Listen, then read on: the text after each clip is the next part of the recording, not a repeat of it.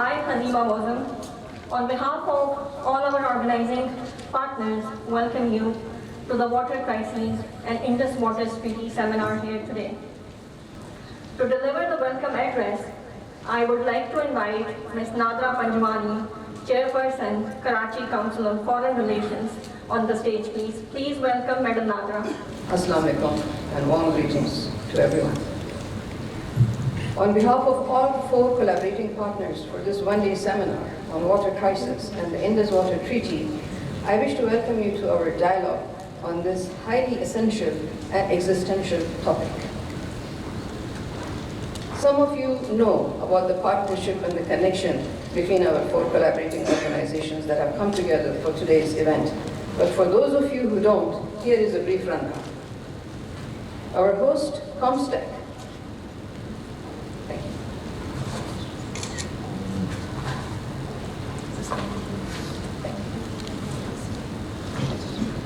Our host, Comstack, is well known to all. Established in 1981, it works for the promotion of science and technology among the OIC states and enhances their capabilities through training in emerging areas. Coordinator General Comstack, Dr. Iqbal Chaudhry, is one of the most eminent scientists of not only Pakistan, but the entire Muslim world. To narrate his achievements, we would perhaps need a separate seminar. But in context of this event, I would like to tell you that he has provided outstanding leadership to the Dr. Panjwani Center for Molecular Medicine and Drug Research at the University of Karachi for over 20 years. And under his watch, this organization achieved the status of a UNESCO Center of Excellence in 2015, and many more distinctions and accolades for its national services and promotion of science. So that explains my connection of over 2 decades with Dr. Iqbal and by extension to Comstack. Then we have the Karachi Council on Foreign Relations, established in 2003. This is a think tank and a forum for promoting Pakistan's interests and image through positive dialogue and interaction with the diplomatic community. To this end, KCFR holds regular seminars, conferences, and dialogue sessions on all issues of national and international importance to put across the civil society perspective. Patron-in-Chief of KCFR, Ikram Saiful Saab, who is a well-known defense analyst, is also with us today.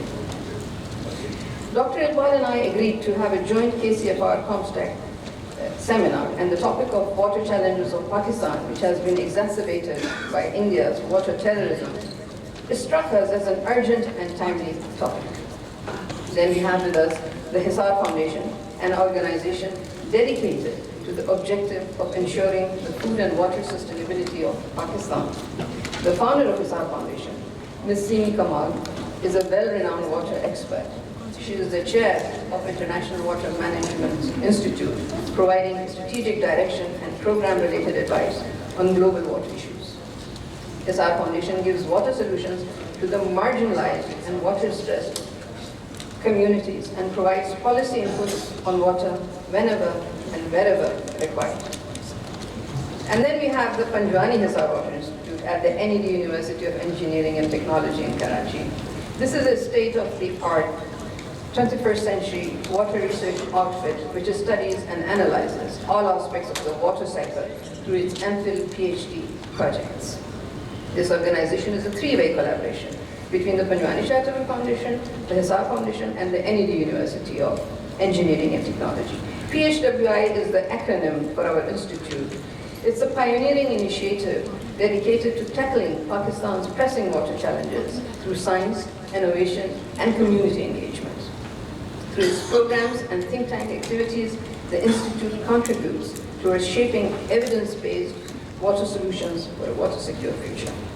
So with this connection and context, we have all come together for a purposeful discussion on water, this most precious and essential resource for human development and progress.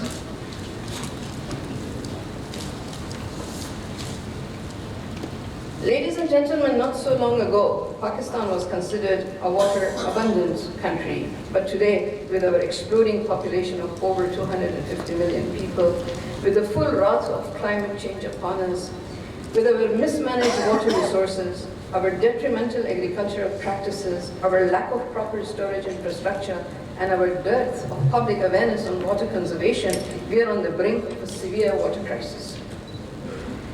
The Indus Water Treaty of 1960 between India and Pakistan provided a reasonable framework for distribution of water coming from the Indus River system originating in the Himalayas, flowing from China into India, and then entering Pakistan before emptying in the Arabian Sea.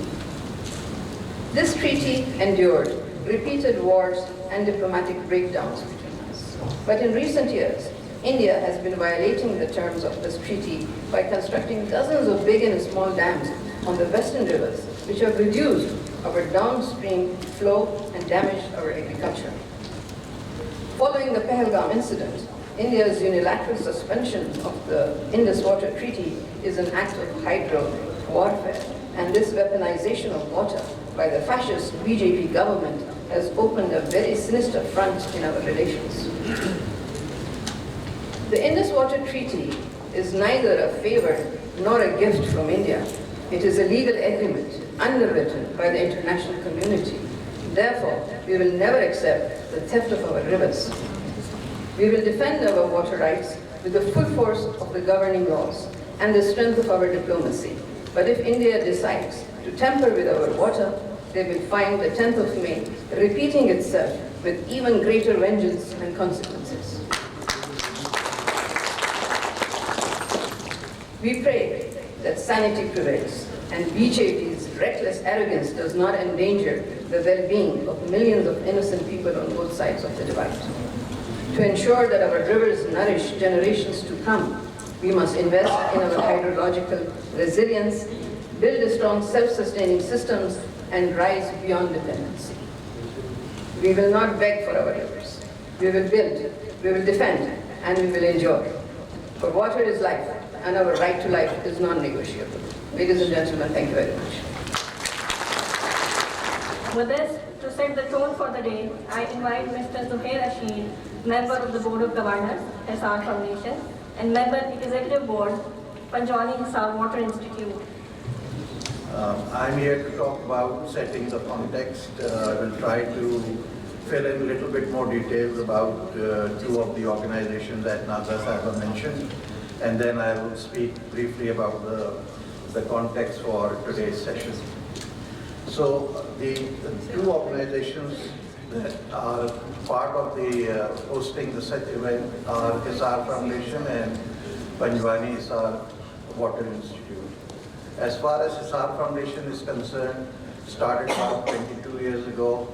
Simi Kamal, who's a geographer, started on a journey because she was committed to a conflict that happened at that time in terms of disaster. And over a period of time, through the spirit of volunteerism, she has collected a group of people, all professionals, all volunteering their time. And Hisar Foundation, which started as a single person journey, has now become a tribe, a movement. It is committed to addressing the issues of water, food and livelihood securities, reaching the most vulnerable population of the country. As you can see, that over a period of time, we have gathered a number of people. Some of them are present here. Simi Kamal is here. Another Panjwani Sahiba is here. Professor Iqbal is here. And largely because of the efforts of these individuals, Hisar Foundation has reached a number of milestones. In addition to helping about 2 million people across the country and meeting their water and food needs, it has pioneered some of the major initiatives in the water sector. One of them is the Karachi International Water Conference, which started in 2012. This is now has become a marquee event which takes place every 2 years. The next conference will be held in November of 2025. And it is an international level conference. We have also put together a think tank which is called the Think Tank for Rational Use of Water. And as a matter of fact, before the government of Pakistan came out with its water policy in 2018, Hisar Foundation, through its think tank, took the initiative and published its recommendations for the water policy in 2016. And then, through its own sourcing and funding, it went across the country in terms of advocating that policy. That policy, over a period of time, came to be known as citizen water policy because it was crafted with the perspective of the interest of the people of Pakistan. And in addition to the think tank, Hisar Foundation has also established Women's Water Network and Universities for Water Network.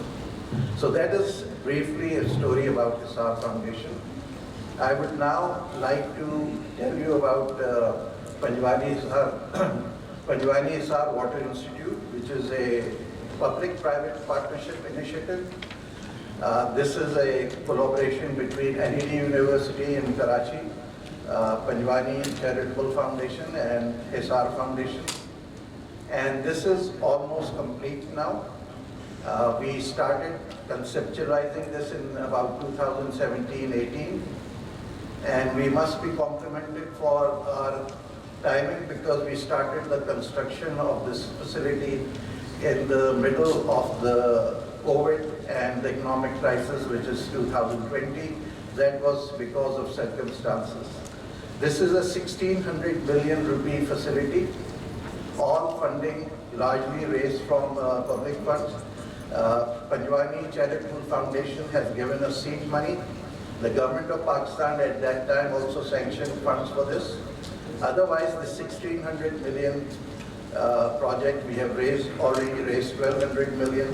The structure is finished, the programs have already started, and this is a very good example of a public-private partnership coming into doing something practical for the country.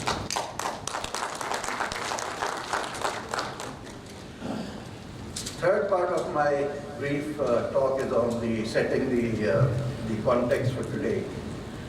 Recently, since the conflict began between Pakistan and India, there has been a lot of speculation in the market, and oftentimes facts and fictions are overlooked. And there is a high degree of hyperbole, a lot of shouting and shrilling, a lot of excitement, especially in the media on both sides. Unfortunately, the reality is quite different. To talk about what is real and what we should, as Pakistanis, be looking at is the session that has been planned today.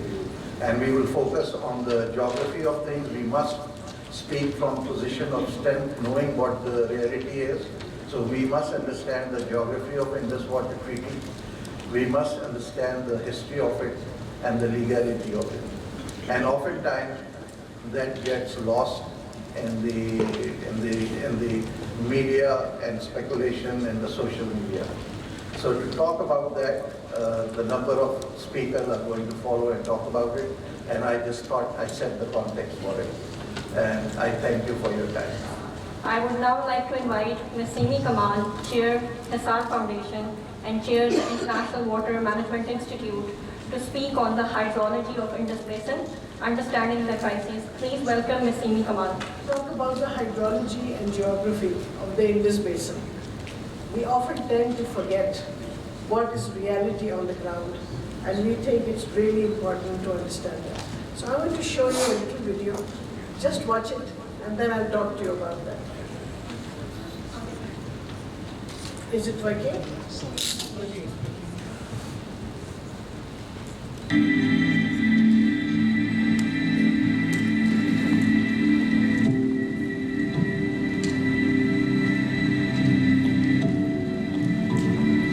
That was the North Pole.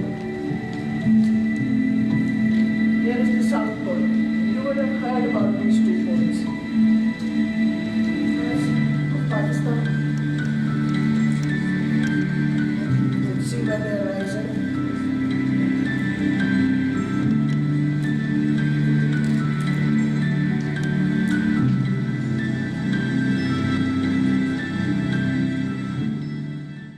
This is called the third pole because it has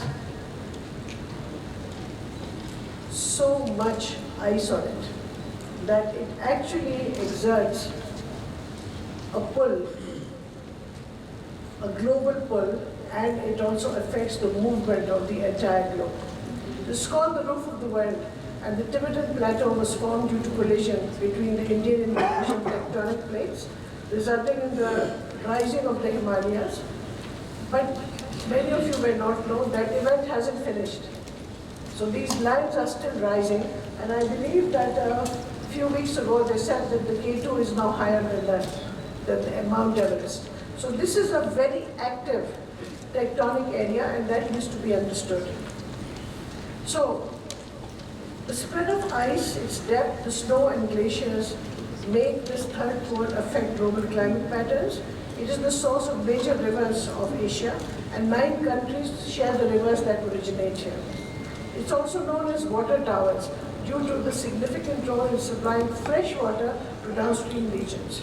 The snowmelt and glaciers contribute significantly to river flows, and the runoff patterns vary significantly, with rivers experiencing high seasonal variability. We need to keep that in mind.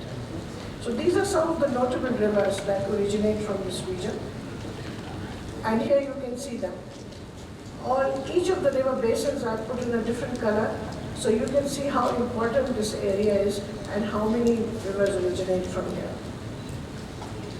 Now, what is geopolitics? So this is a study of how geography influences politics and international relations, and it examines how a country's location, its natural resources, climate, and other geographical factors shape its interactions with other nations. And it also helps us to understand many global conflicts, alliances, and power shifts. So what is the geopolitics of India, China, and Pakistan? Because they are located in this most difficult region that exerts so much pressure, not just politically, but geographically. So the Tibet Plateau, the Himalayan mountain ranges, the Indus River, which flows through India, Pakistan, and part of China, and the Kashmir region, which has become a disputed territory between India and Pakistan. Here you can see on this map, you can see the third pole area, the whole ice-covered, really high and scraggy mountains. So this region is also rich in natural resources. Its climate and weather patterns influence global movements of air and water, and its borderlands and territorial disputes have gone on for a long time. In a book called The Revenge of Geography, Dr. Kaplan explores how geography shapes global politics, history, and cultural identity.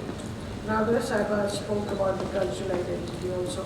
And the river Indus, it puts a lot of angst into the way that we identify with that river.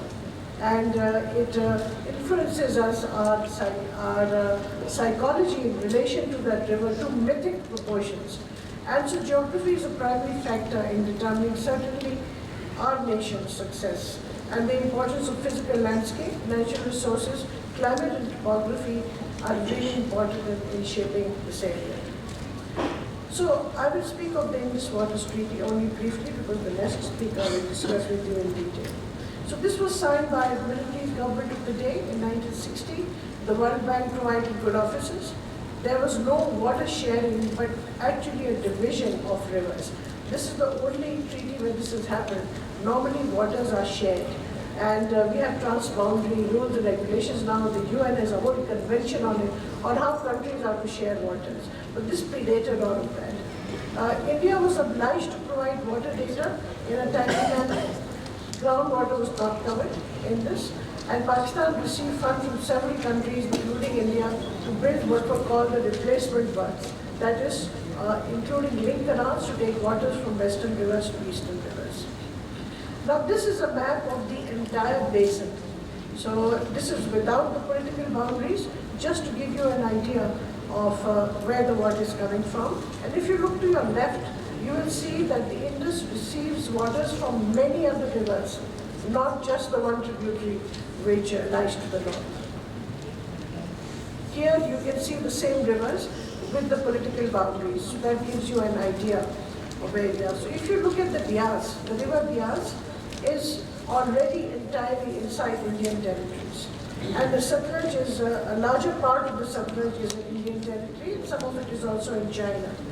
And the Ravi has very little in India, and a lot of it is in Pakistan, of course. It's in the disputed Kashmir area. And then you can see all the rivers that we have complete control of, Chenab, Jhelum, and Indus. Now, what did Pakistan lose in the Indus Water Treaty? We were always told that it was fantastic, and that's what I learned as a student, and especially in my university. This was a great example of how two countries have not fought because they had a good agreement on water. So Pakistan surrendered to India its right to equitable apportionment of the three eastern rivers in the Indus Basin. Now, if you look at all the transboundary conventions, they say that if there are two or more countries on the same river, they have to share the waters. And there are very clear guidelines of how that is to be done. India was under obligation to let flow all the waters of the western rivers, except for household or municipal consumption and non-consumptive use, where water is not removed from the system, such as generation of hydroelectric power, but Pakistan has the right to inspect and to give its views, and that's what India has been doing. India was also allowed 4 drains to bring polluted water into Pakistan. Very few people know about this. These are still functioning, and this is something we should be doing something about. Pakistan did not at that time invoke its right under international and customary law to the equitable and ecological flows of the 3 eastern rivers. Now, all the transboundary conventions insist that this has to be done.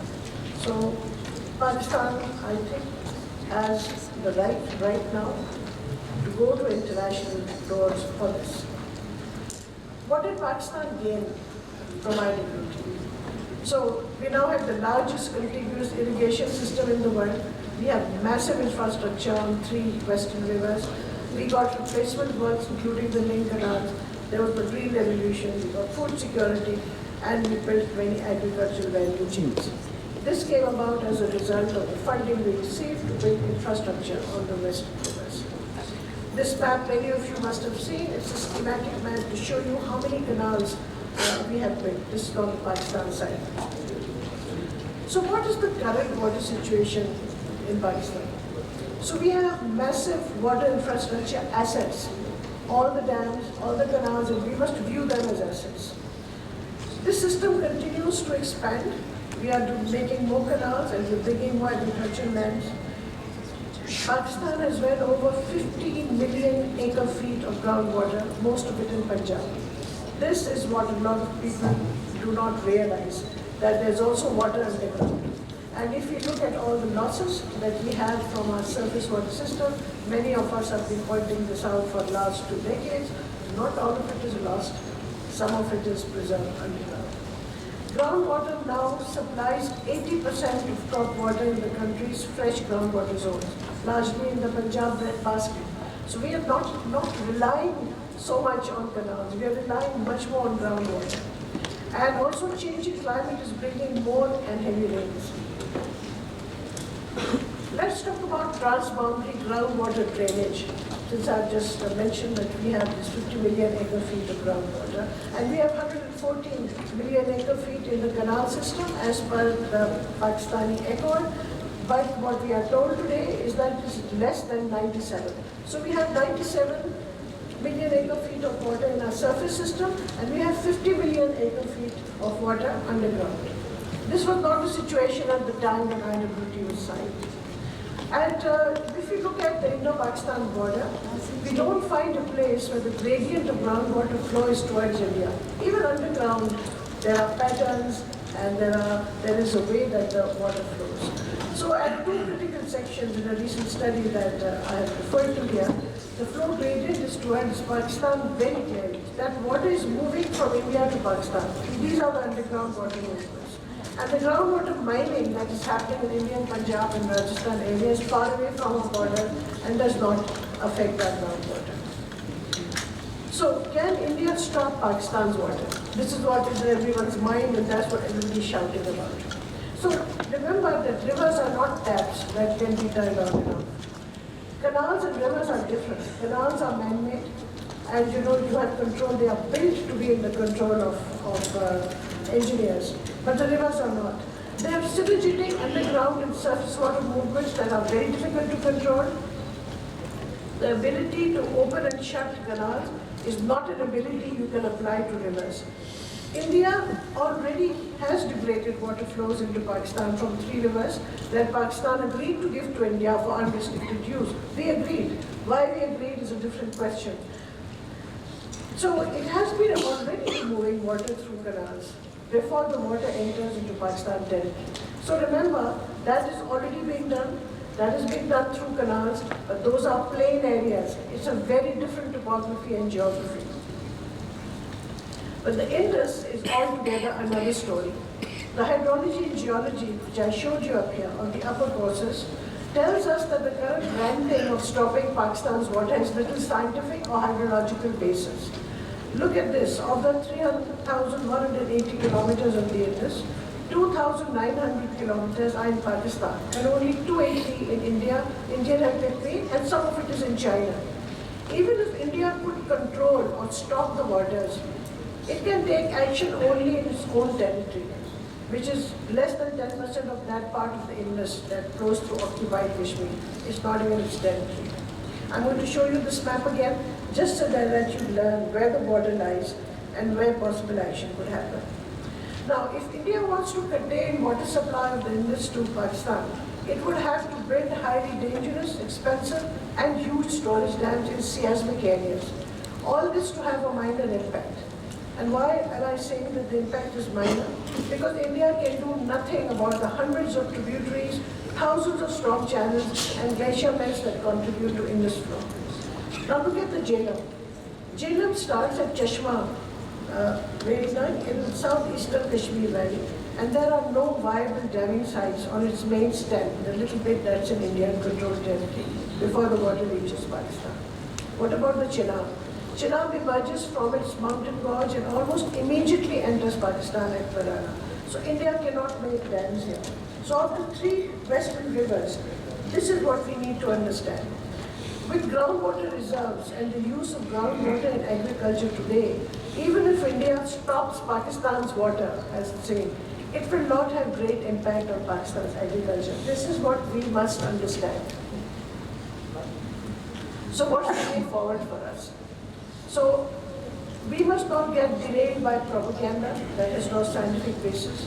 Geography has provided us with water security. Going forward, Pakistan must invoke the rights of the lower riparian in international ports and demand that we get our full share of the eastern rivers. We must deal with the drains through which India sends polluted waters, and we must keep calling for water sharing because we are lower riparian and it is our right. So that's the case we have to build. Now, if we want to have a transformative framework around this, we must build pride in our hydrology and geography, which means stop making irrelevant infrastructure, stop building hotels that are hanging over our rivers, use the water judiciously, maintain the integrity of the Indus Basin. As I mentioned, all the infrastructure that's already built is our asset. There is a limit to which you can build infrastructure. Beyond that, we have to go for what are called nature-based solutions. It's time that we did that. We should understand and regulate groundwater, ensure that there's no mining. We recognize the Barani, watershed, desert, and coastal areas. They need works as well. So there is Indus Basin, yes, but for Pakistan's water security, we have to look at these other areas as well.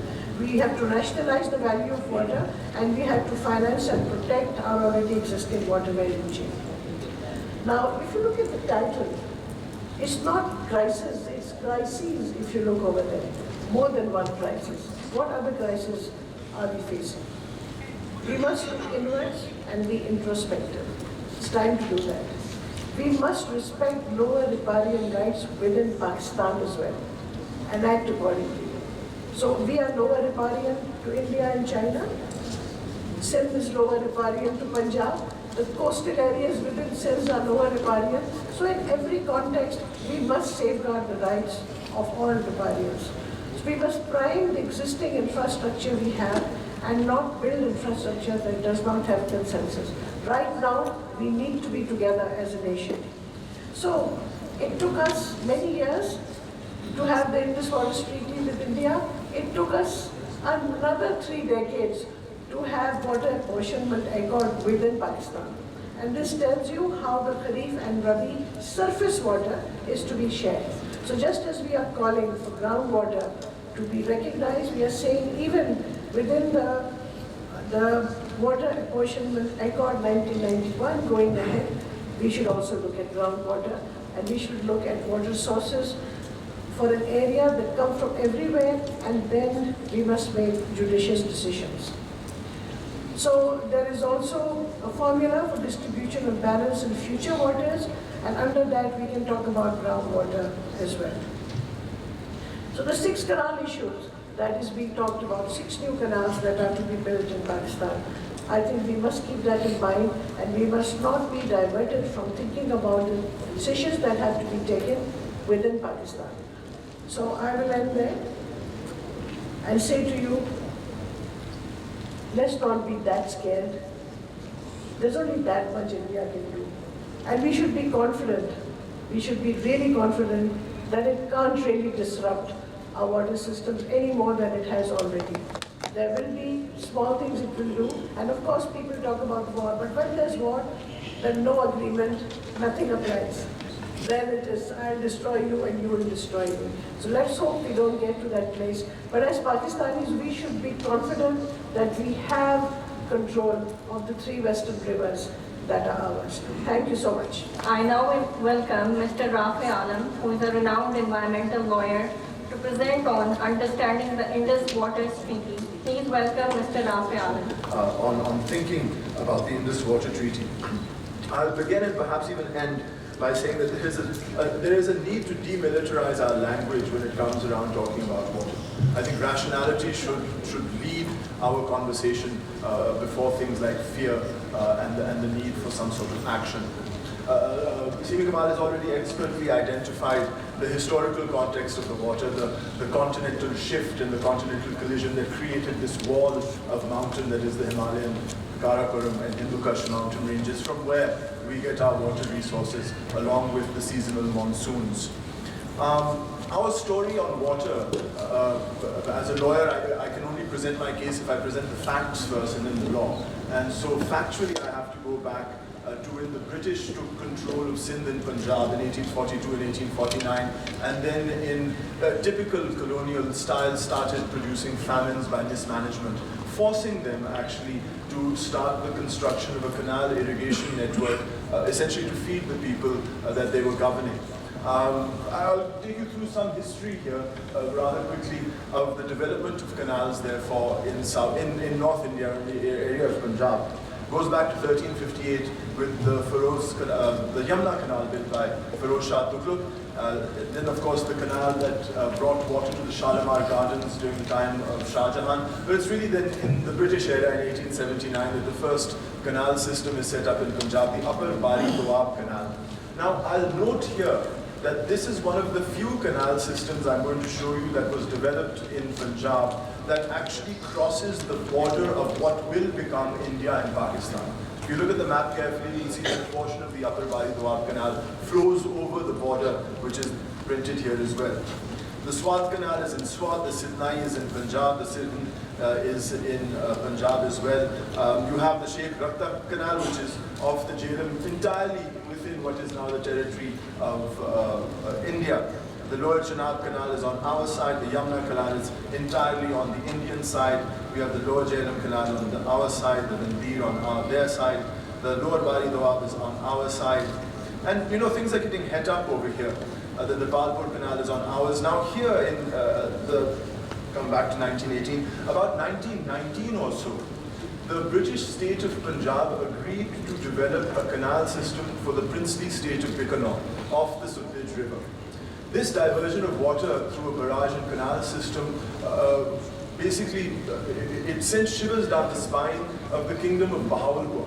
that felt that those diversions would reduce water supplies coming into their area of Bahawalpur. And so, because the governance structure of India at the time, the Government of India Act, recognized water resources and the development of water resources as a state or provincial responsibility, but didn't have a dispute resolution forum.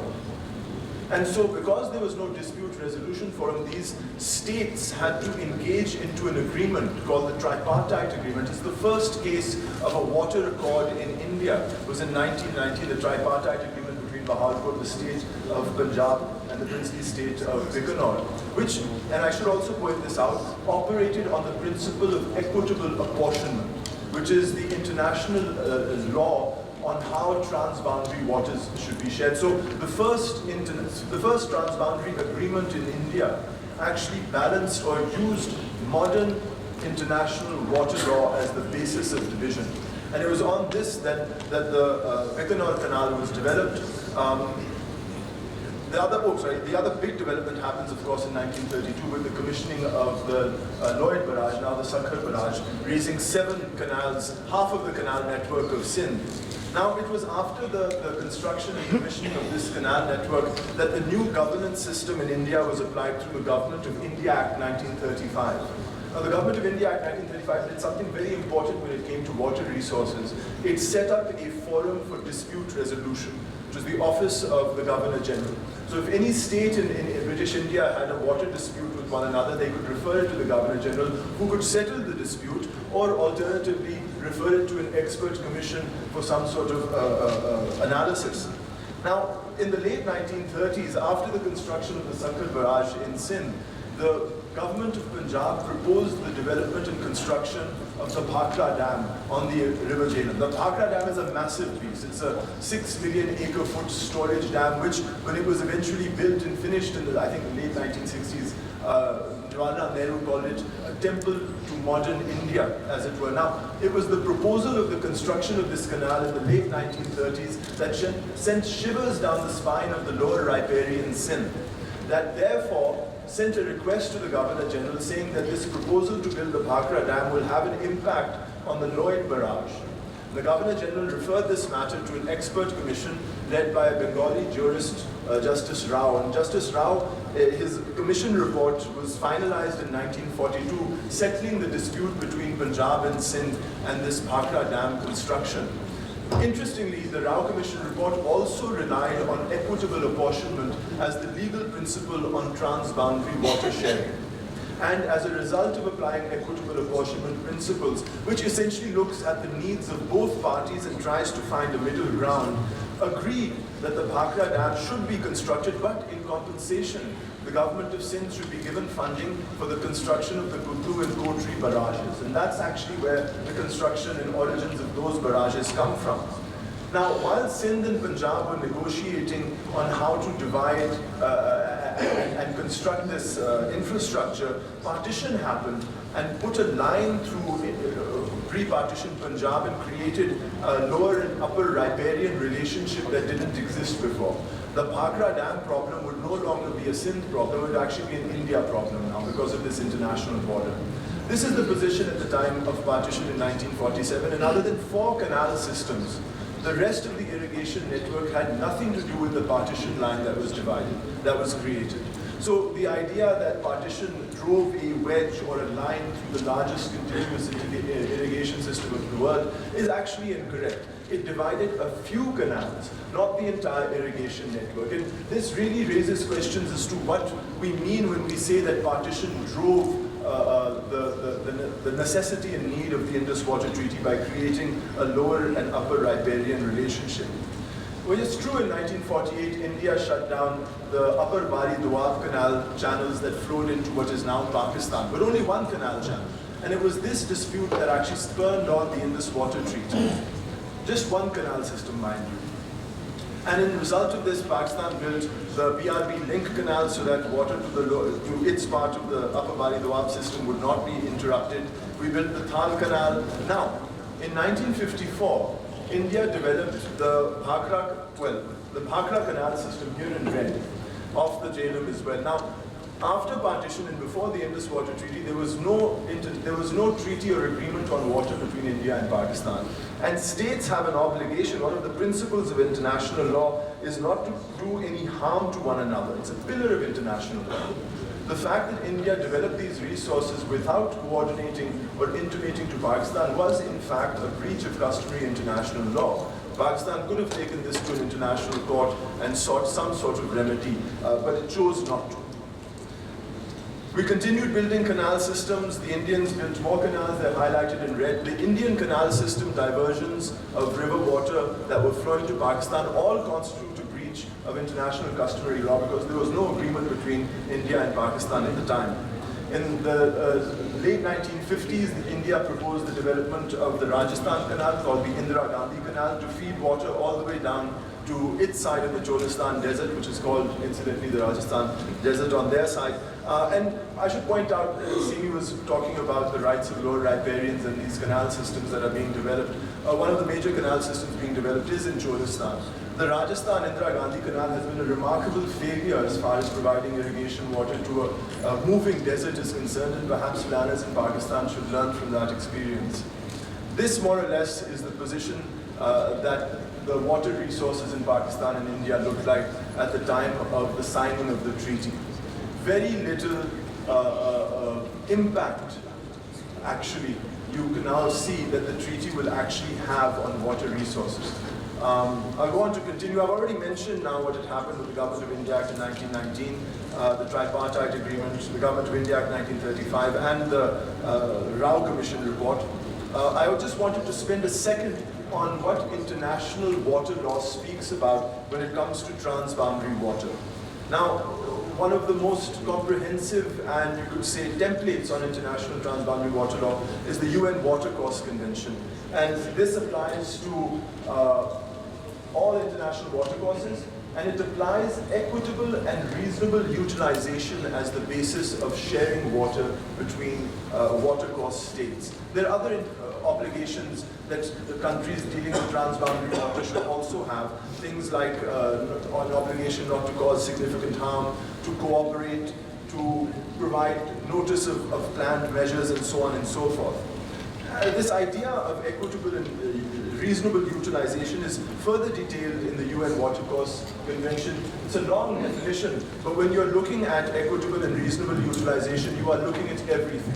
You are looking at the geography, the climate, the hydrology, the social conditions, the needs of people, the existing infrastructure, the proposed infrastructure on both sides before you make a decision on how to share water. And it's also a consideration that can shift over time as well.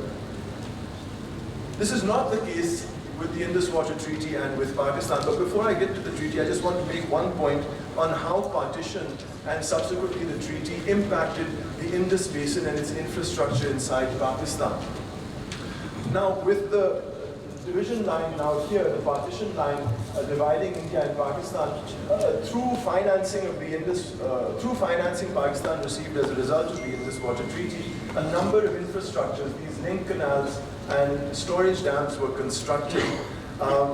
This was all done, I need to point out, during the one-unit period of 1954 to 1970, when the provinces of Punjab were dissolved and a single West Pakistan was in place. And it was in this period of time that the Indus Treaty was not only negotiated, but the West Pakistan Water and Power Development Authority was also passed, setting up WAPDA. WAPDA was set up as a provincial entity because water has always been a provincial subject. What happened after the one unit is, firstly, when Sindh was revived, Sindh had an objection to the Indus Water Treaty because it believed that these diversions of water from the Indus into Punjab's rivers constituted a breach of its lower riparian rights. And secondly, we've set up, with the West Pakistan Water and Power Development Authority being transferred as a federal entity, we now have a federal water authority regulating provincial water subjects. And so there are these two tensions that also arise during this period as well.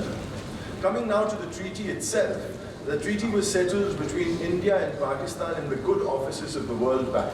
Some people say the World Bank is a guarantor, it has a part in the treaty. Well, it did, because during the first 10-15 years after the Indus Water Treaty was executed, the World Bank financed what is called the Indus Basin development works in Pakistan, these hydropower dams, these link canals, so on and so forth. So it had an active role in dispersing those funds. But once that infrastructure was complete, the role of the bank in the treaty today is very limited. It's limited to selecting a neutral expert when need be and something to do with the Court of Arbitration. But other than that, there's no active role of the World Bank right now. The treaty sets up a permanent Indus Commission with Pakistani and Indian commissioners who are supposed to share information about water flows in the rivers of the Indus Basin, the eastern rivers and the western rivers.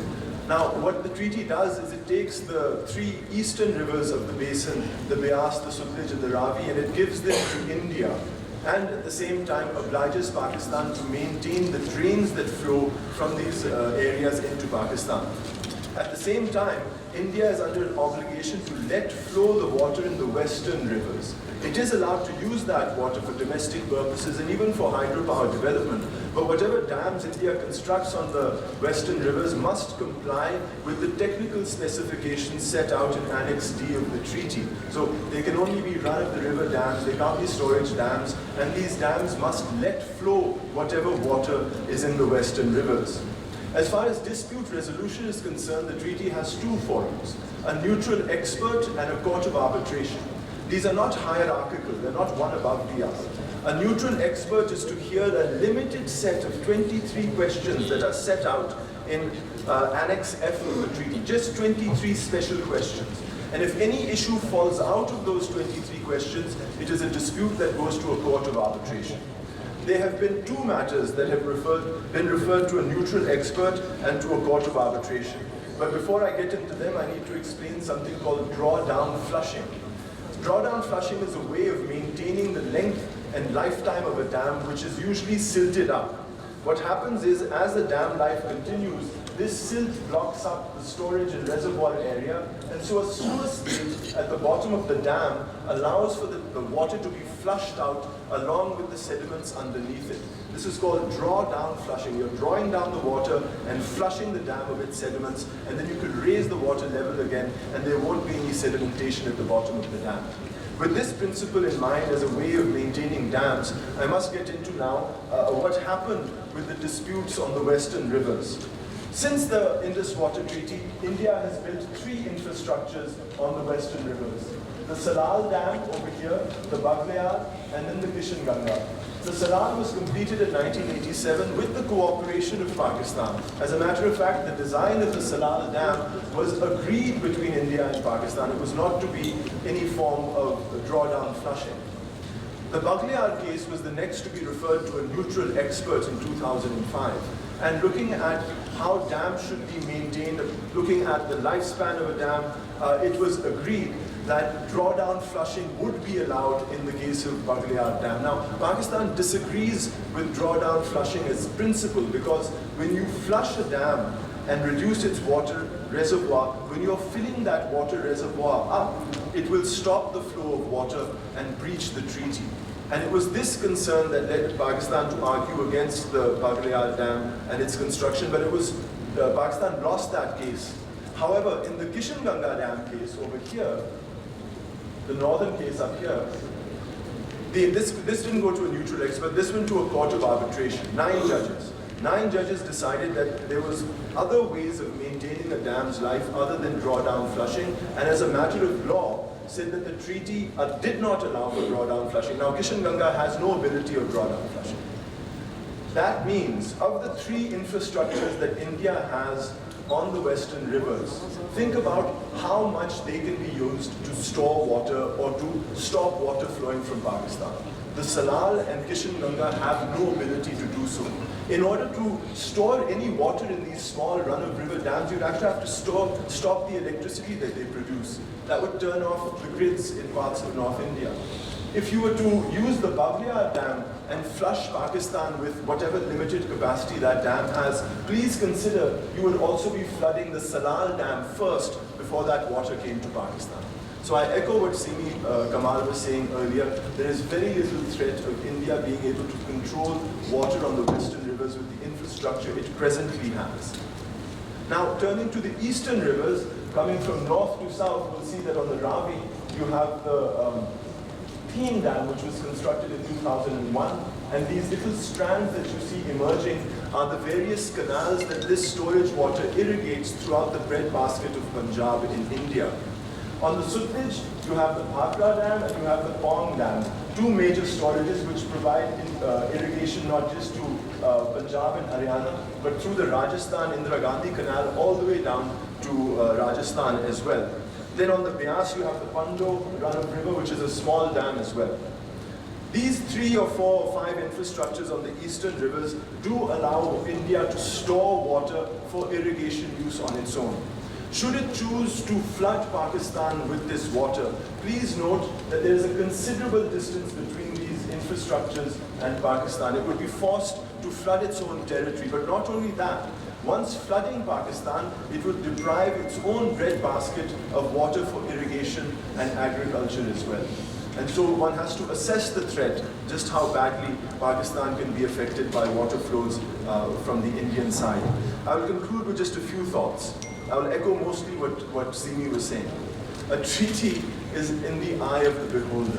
There has been a lot of propaganda to support the Indus Water Treaty. You might have heard, as a matter of fact, that the Indus Water Treaty is remarkable because it has survived conflict between India and Pakistan. As a lawyer, a treaty is a document between two countries that is supposed to stop war. Here, the propaganda is so strong that we say, look at this document, it survives wars. There are other ways of sharing water. I've already talked about whether India can stop water, whether it can flood Pakistan. But really, when you look at this third pole and the fact that over 2 billion people are fed from the third largest freshwater resource in the world, this is not an India and Pakistan problem. It shouldn't be a problem that's dealt with by dividing waters. It should be a problem that is looked at not just with the climate crisis in mind, but with equitable apportionment principles, not just for India and Pakistan, but for all the riparian states and the people that share these waters. Thank you for your time. National Security and Regional Stability by Mr. Mushaid Hussain Sayyed. Good morning and Assalamu alaikum, ladies and gentlemen. In the name of the Almighty, the Lord of all mankind. Dr. Iqbal Chaudhry Sahib. I remember when I was a student in Washington, in America, and I was studying in the Georgetown University School of Foreign Service. I went on a visit to California, and I visited Hollywood. And because I'm a movie buff also, so I said, what's that? I asked him, who is the highest paid person there? He said, the idea man. At that time, we were mostly men. So I think you are a good idea man, but you're also a man of action. I must commend you.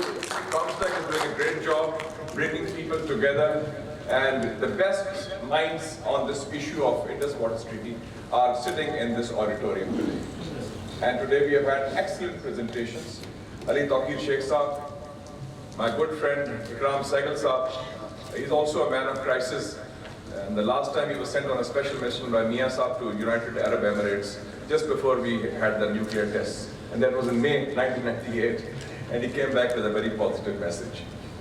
And the two ladies, Nadra Panjwani and Simi Kamal, I just came back from a visit to China, and then also to Russia. And in China, I was reminded of a saying of Chairman Mao. He said, women hold half the sky. So these women hold more than half the sky on this issue. It's a pleasure, sir. And distinguished ambassadors, diplomats from different countries, it's a pleasure to be here, to be speaking on this issue.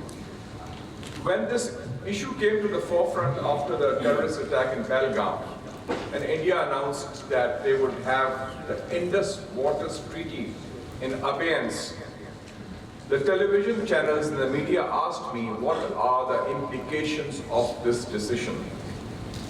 And in Urdu they were saying Motal, which means suspend, or Mansukh, which means abrogate. I say it's neither. Holding in abeyance is a very technical term which doesn't mean anything. Because the English language is such that you can have this gray areas and ambiguity. And I said then on 24th of April that India should not forget that the geography of this landscape where we are located does not just include India or Pakistan. If we are the lower riparian to India, India is the lower riparian to China. And the Indus and the Brahmaputra, the rivers, they originally come from there. And if, as they say, two can tango, if they do this to us or try to threaten us, others can do that. And lo and behold, a week later, Mr. Victor Gao, who is the leading specialist in China, who came on Indian television channels, he said that these issues should not be raised because other countries can also use this as a weapon. So that is the key element. First of all, we should identify the issue. The issue is basically political. It is not technical. And India is driven by its animus, its bigotry, its hatred, because we have a regime in New Delhi today which is based on religious extremism and which has an ideological foreign policy approach to Pakistan. I'm referring to the RSS, which is the ruling party. And by the way, ladies and gentlemen, 2025 is the 100 years of RSS. The RSS emerged in 1925 as a fascist organization inspired by Mussolini's fascism and Nazism, as a racist organization. And they are, even if you see that videos, they wear the khaki knickers and the white shirt, and their salute is like this. It's almost similar to Heil Hitler, you know. This is because that's their inspiration. And these people are the killers of Mahatma Gandhi, the father of the nation of India. So they are extolled. Nathuram Godse and others were part of RSS. Yes, and the same symbol also, swastika. So it's important to understand where they're coming from. So what are the issues? And I think Mr. Rafi Alam has explained it very well, and Simi also, yourself, and Nadra also. And I think a very uplifting message came that right now there's absolutely no threat, but we know that India is up to no good. What needs to be done? So how do we identify the issues? First, it is the weaponization of water. And that is something they are trying to do. And according to the Chinese, they said if they do that, that would be a crime against humanity, quote unquote. Because water, as Nadra Panjwani said rightly, water is life, and we have the right to life. And I think Simi put it very well that our geography provides us with water security. So I think we are well covered in that. The second aspect is that any attempt even would be a willful violation of international law and all international obligations. That's the second aspect. And the third aspect that we need to understand is that this approach, this weaponization of water, this willful violation of international law stems from an attitude of a regional hegemon based on trying to bully and browbeat a smaller neighbor. So in that context, whatever needs to be done should be taken forward. I think the first thing should be that, of course, lawfare is a key area, and after this seminar is over, with the permission of Professor Chaudhary, I will ask Mr. Rafi Alam for your CV, because that CV should go directly to the Foreign Office and to the GHQ and all the relevant stakeholders, because we need these brilliant legal minds to take this aspect forward. And secondly, I think it's very important that we should have a regional approach. It's not just about Pakistan. Pakistan is located in an area where there's China, there's South Asian states, Bangladesh, Sri Lanka, Nepal, Maldives, and the Central Asian republics, Kazakhstan, Kyrgyzstan, Uzbekistan, Tajikistan, Turkmenistan. And we should learn from that. I remember in May 2023, there was the China Central Asia Summit, hosted by President Xi Jinping in Xi'an. That is where the Silk Road started 2,000 years ago. And in their final document, which my good friend the very brilliant and dynamic young ambassador of Kazakhstan, Yerjan Kristofan, shared with me. In that document, they have 3 or 4 paragraphs on water issues pertaining to Central Asia, which are relevant for us. The issue of the Aral Sea, which was Kazakhstan, Uzbekistan, and other Central Asian countries. Water scarcity, ecological issues, the use of technology. So these, I think, we can learn from the example of Central Asia, because I believe, Master, you're having the summit also again in Astana now, Central Asia China Summit. So I think this is a good opportunity, because Pakistan has to have a regional approach, and especially with countries like the Central Asian countries, China, and Bangladesh also. Because Bangladesh is also, mashallah, now again a strategic partner, and we welcome the developments in Bangladesh which have happened, which are very positive for the region. And we are proud of that. And the leading expert on Bangladesh and Pakistan is sitting here, Ikram Sehgal himself. So I think that that needs to be done. And also I think, more importantly, or equally importantly, is what Simi said, that we have to devise our own homegrown national water strategy. Because there are issues within Pakistan, issues of governance, issues of other impediments within provinces, and for the people of Pakistan, a citizen-led task force. So Iqbal Chaudhry sir, I would advise you that since you are here, mashallah, and you've got these people together, that perhaps they should be thought to establish a people's task force on devising a national water strategy, which can include, led by Simi Kamal, Nadra Panjwani, Rafi Alam Saab, other people who are experts, so that governments, of course, they will send delegation, other things, and you should, Simi, come out with this clear strategy by 14th of August. Tuck, tuck, tuck. These are the issues, what needs to be done at the regional level, global level, and national level. Done. Okay. Give me your CV, deserve promotion right now. So I think that's extremely important, because I agree with her, and this has also been my view, there is no urgent or imminent threat from India. It only is an expression of ill will. In concrete terms, it does not mean that they are able to stop our water, because they are not able to do that, even physically if they want. But it's a certain threat. It's an expression of a certain malice, a certain negativity, and a mindset that doesn't wish us well. For that we should be prepared, and we should prepare that strategy.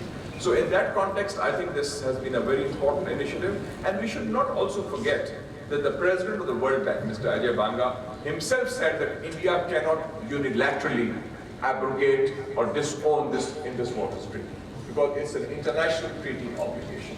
So law is on our side, the cause of justice is on our side, geography is on our side, and I think that now we have to develop the vision and the will to formulate this national water strategy, and the manner in which we dealt with India militarily, with professionalism and with strength, and warded off the aggression and gave them a bloody nose, which by the way has been appreciated when I was in Moscow also, and also in China. There was a lot of people, because people don't like bullies.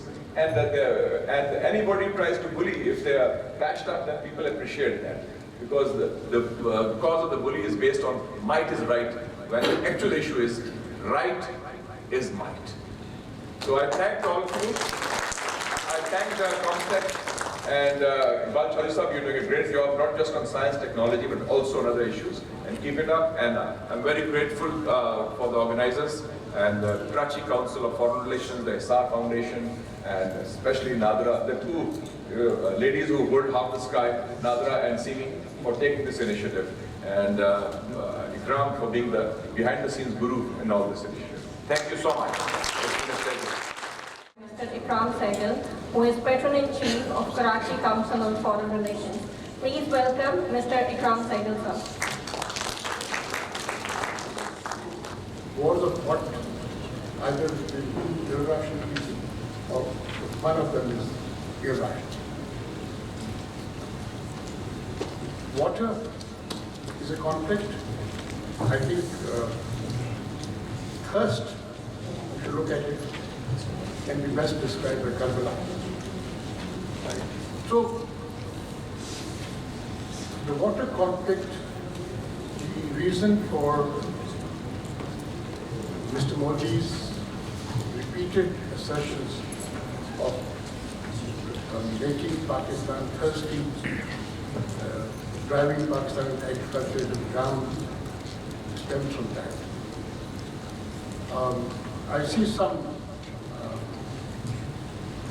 armed forces officers, former, in the audience, but I suppose I am the oldest of them, and I suppose I have fought more conflicts than them.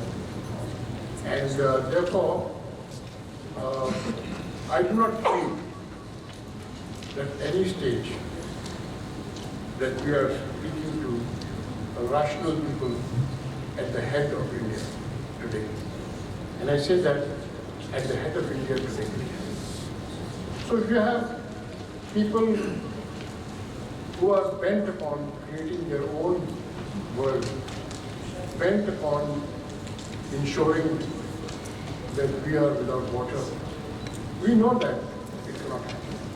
Of course, it was very well described by Seema Kama and Rafi Adam.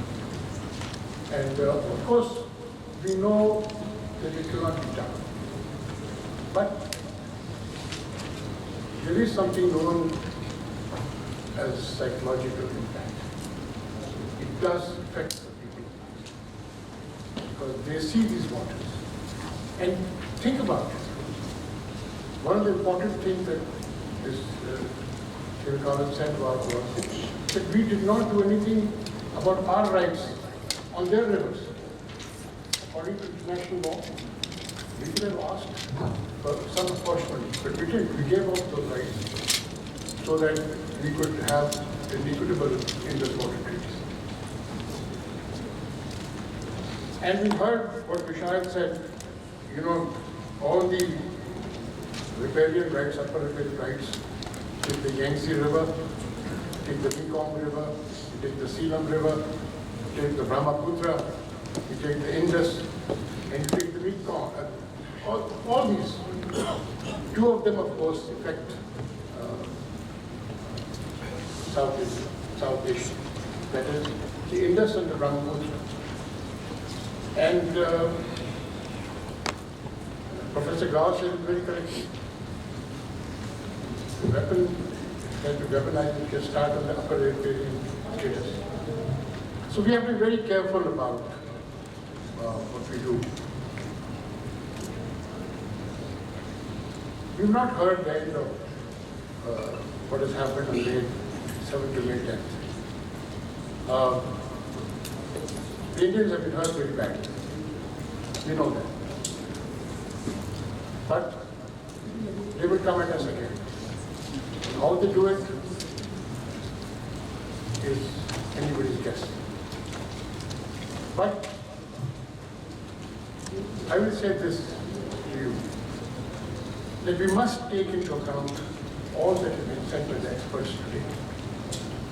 And on this issue, at least water, we must get our house together. We must make sure that we use all our resources to ensure that all the water is available to us, for us, not only this generation, but for the generation to come. And that can only be done if we do rationalization of all the material that we have and put it together under one head and work out one systematic plan. Now, you know, the Indians gave us a wonderful opportunity when they hit Neelam Jalam dam. You know, I wish somebody had gone and put 2 missiles down the sluice gates of Baglia and Kishanganga on that day in retaliation. They gave us the Casus Belli. We didn't use it. But they should know that. Water flowed down thousands of years, 5,000 years. The Indus Valley civilization has resisted. It resisted because of the free run of water.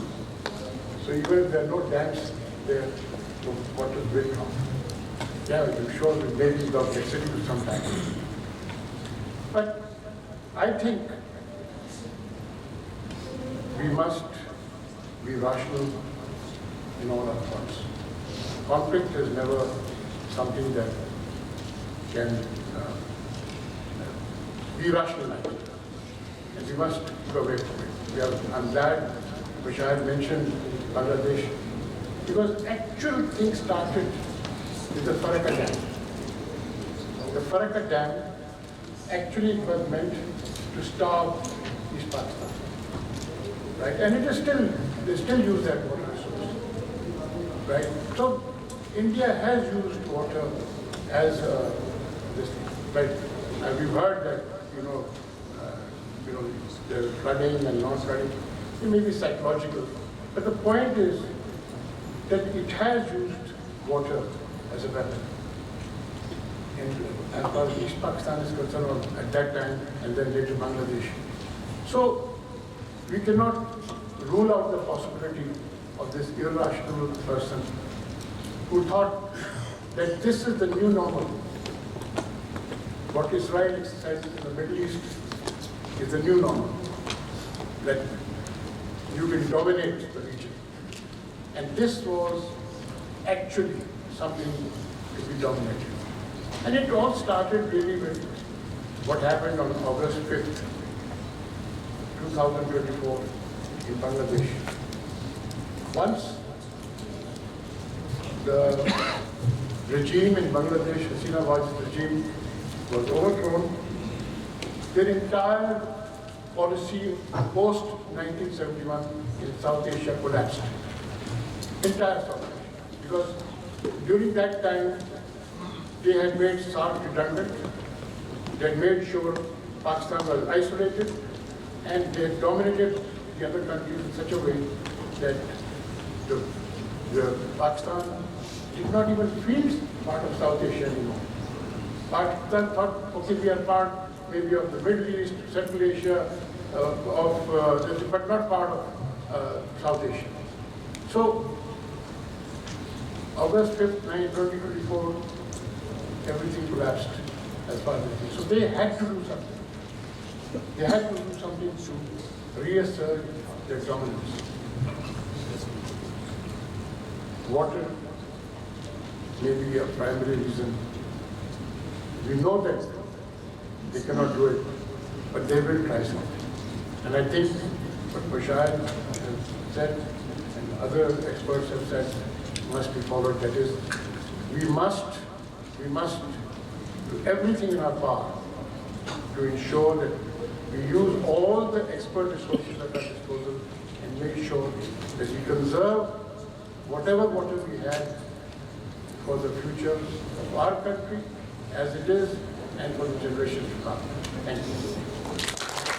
Action can make the situation more complex. And therefore, our responses need to be much more measured, less vocal, more scientific and technical, and designed for a longer time period, and I'll speak about that a little bit. And if we are able to do that, then there will be opportunities in this crisis for us. And I would like us to think about three aspects of the analytical framework that I'll present to you. First, from India's side, since alliance is not a legal technical term, it's a political term. The worst thing that we can do to ourselves, with apologies from Hamid Sheikh Saab, is give a legal response. India, in its letter to Pakistan, has pointed out that Pakistan drags decisions that adversely affect progress and development of water sector. India may or may not be right, but legal processes will take many years. It will put the treaty in abeyance for much longer period. And end of the day, even if you win the case, there's no law that I am aware of that can make a sovereign to accept decision by any international court. Not a larger country like Pakistan. And going for a legal response, Rafiq, will be more like outsourcing thinking to brilliant lawyers who will tell you that our case is very strong and government will say, okay, we don't need to think, our lawyers and teams will be handling this. So my first submission is that it's a political challenge. The response has to be political and diplomatic, not legal, not at this stage at least. The fact that it's in abeyance means that India has left the door ajar for and greater negotiation space. And exercise like this is an exercise in finding how do we exercise or avail this negotiating space. Second, the letter that India wrote, many of you have seen that, mentioned the factors, precisely for those factors we need the treaty. It mentioned demographic trends, it mentioned terrorism, it mentioned climate change. And climate change, for example, leaving demographics and terrorism aside, even though as a Pakistani we can claim that Pakistan has never invoked what a terrorism that we could have done. But leaving that aside, the question is that climate change will create possibly more opportunities to make this treaty more robust, more relevant, more dynamic for another 50 or 60 years. And third, since the response action is political, time is on our side. We just heard there is no immediate threat to water supplies to Pakistan. There may be long-term threats. So therefore, we have to mark our time for political change in India when more conciliatory government comes that is less prejudiced against Pakistan, and therefore we need to follow a road that takes to technical approaches, technical engagement, working groups, and slow down our own hostile or reactive rhetoric. So these are three elements I'll try to build my point on. There are many miscalculations. Let me mention some miscalculations from India.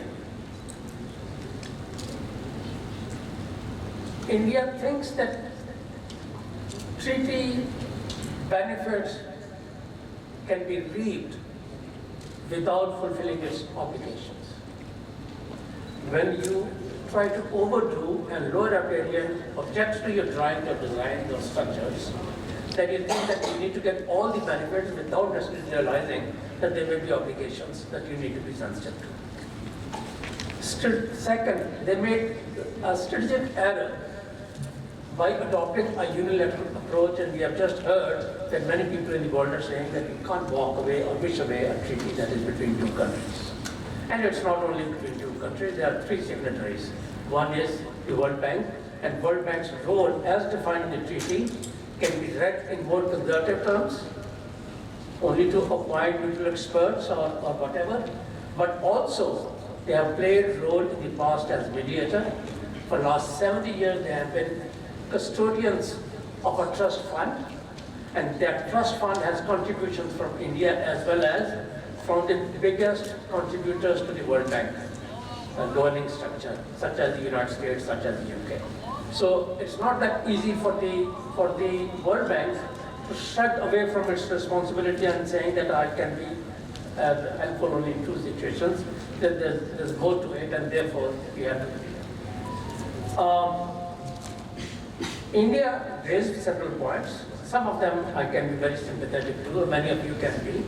But the point is they never presented those points, they never rose in the Commission under Article 7. Article 7 of the treaty is about areas where new issues can be discussed, researches can be done, agenda can be expanded, new annexures and appendices can be added, new protocol can be agreed and added to the treaty. That's a treaty enrichment clause within the treaty, Article 7. And climate change-like thing that would be there for decades to come could have been a very robust and dynamic way to keep the treaties relevant. That's a missed leverage that India has. And then, yes, it may be helpful in political campaign these days, in domestic Indian politics. But if you put the treaty in a longer term in advance, There will be a political cost both inside and outside the country in India. This is not to say that Pakistan has not miscalculated either. I will present to you 4 elements where I think Pakistan could have done better. Pakistan's approach was reactive. We have a defensive reaction. You do this and we'll destroy your dams or do whatever. And we have oftentimes created analytical gaps by framing it as a legal crisis rather than political opportunity. We have demonstrated our strategic passivity. We have not leveraged World Bank as effectively as we could have done in the last several years and now even presently. And I think there has been a very serious institutional neglect in terms of weakening our Indus Water Commission, the negotiators. One person who served for more than a decade was fired and then labeled as not very patriotic. The other one continues to be on loan, present one, a brilliant friend of mine, but on loan on ad hoc basis from a public sector consulting firm. So that's not the way you handle one of such important issues in your country.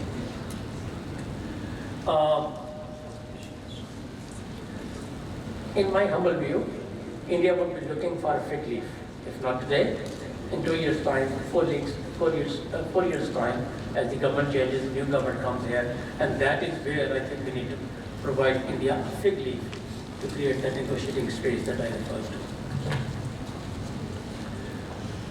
The treaty was signed at a time when climate change was not an issue. If you read the treaty, it doesn't mention ecosystems. It doesn't mention the word environment, let alone climate change, let alone adaptation, mitigation, and thermal salt. That does not necessarily mean that treaty is dated. It means you could have tried to enrich the treaty, and I want to highlight a few points. Treaty focuses on fixed allocation. These are your rivers, these are my rivers. We have not shared the water of rivers. We are divided. It's in some ways a divorce agreement of British Raj. In some ways, it's a gift of Cold War. That okay, this is what you'll have. But we are forgetting that in this bifurcation, climate change creates interdependence. There are several climate change related elements that all of you know from the topic at hand. Heat wave, it will come to India first, then reach Pakistan. In every instance, it will visit Pakistan. Monsoon, early monsoon, late monsoon will begin in India. Cloud outbursts, and so on and so forth. Both precipitation and heat trends that are the defining features of climate change create greater interdependence, greater need for exchange of data, scientific information, collaborative studies, and early warning systems and so forth. And there is, of course, shared vulnerability. I don't want to take a lot of time. And, of course, the unilateral actions cannot address basin-wide impacts. There was a cloud outburst in Jammu. Sialkot was inundated. This is not how you can live in it. Right? So, we have been prisoner of zero-sum game. If I give data to Pakistan, I don't know what Pakistan would do with this data. And that way we have become a prisoner instead of building. I don't know, the font is very small, but if you just focus on the first and the last column, I have tried to show that in the glacial belt, there is a strategic value in collaboration at high level. In demographic pressure, there is a high value in determining. So I've tried to put a value, almost arbitrarily based on my experience, to see that many of issues raised now are being confronted by both economies, such as energy and such as extreme weather events and such as kind of things that I mentioned, require higher to moderate level of collaboration with each other. I referred to earlier briefly on the institutional failures, and there are many. I just want to give you one example. I must have participated in more climate-related COPs, annual summits, than perhaps anybody sitting in this room. You know how those negotiations happen? Negotiators are sitting inside, but outside, inside rooms, journalists, stakeholders, private sector, NGOs and others can see what's being discussed, what is the position of each country. That brings greater accountability, that brings greater transparency, and it helps generate new ideas for the next session. In this case, the agenda is not shared in advance, and we don't know unless the minutes are issued, and minutes typically in law, so many minutes are not issued for 10, 12 months.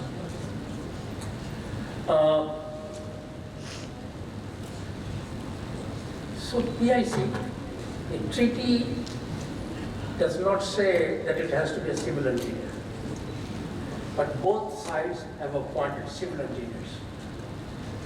To the extent that I know, every time the argument was only on 2 points. Your drawings are not good, we have objection, and other side saying no, this is permissible within the treaty.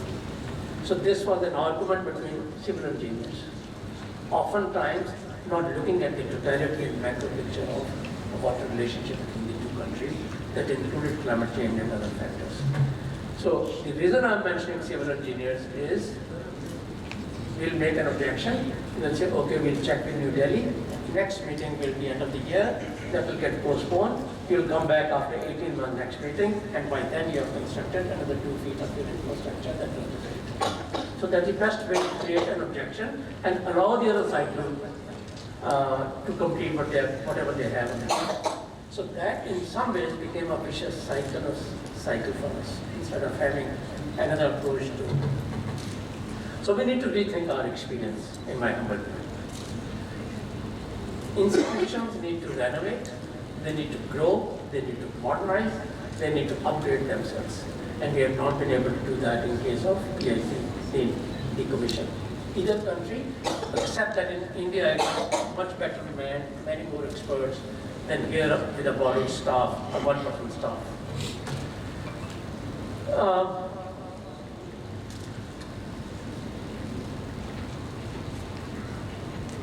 There are several treaties. India and Pakistan are not unique. Somebody mentioned India's border terrorism. Just from the top of my head, India is not allowing Bhutan to negotiate with China, and there's no treaty or agreement allowed except for MOU. India is not allowing Nepal to have this resolution with Nepal, and they had border maps in Nepal and India, whereby India claimed Nepal area to have direct border with China in the border areas. India is not allowing energy trade between Nepal and Bangladesh. India has diverted 14 waterways, rivers, from Bangladesh for Farkha Barrage. That is up for renewal next year, and we'll see that in all India, we also know, Pakistan, we also know, India has water disputes in every case, and it's not encouraging any collaborative, ecosystem-wide conversations in this case. And when we look at global treaties, I have looked at some. I want to mention one or two, just by way of example. In Ethiopia, somebody was mentioning Ethiopia this morning. The Millennium Dam is very large. Just filling it would mean several years process, but resulting in downstream droughts in Egypt and other countries. After several years of negotiations, you know what they were discussing? The filling will be bilaterally agreed so that it does not result in downstream drought. And the electricity generated can be used by the downstream countries, and therefore they are buyers of that energy. So in our case, it was more zero-sum. Even Bangladesh-India treaty has the provision not fully implemented, provision for guaranteed water supply during drought periods. In our case, it's only 2 months of water. We want to move a bit faster with your permission, and we need to rethink the experience in other context. And summing up my previous argument, treaty is superior, but the institutions are not. We delegated or relegated the important issue, which is life and death issue for any country in Pakistan, to the institution that did not grow, that did not evolve and challenge. So the legal framework is considered one. I alluded to World Bank. We have underutilized its leverage, and bank is deliberately risk averse. We do not wish to get engaged in anything against India, that's such a large country, and now probably sit on the board also with 1 or 2% votes.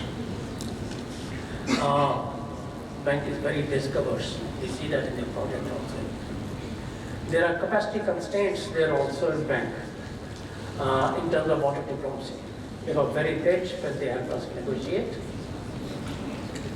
And they are not interested in managing a trust fund that's minuscule. They would rather have development lending, which in a country like Pakistan is about $2 billion a year or more in coming years. And they don't want to be entangled in this one. So these are some of the inhibitions we need to be conscious of and possibly see how they can be redressed. And one of them is that Pakistan needs speech to 3 elements, 3 stakeholders.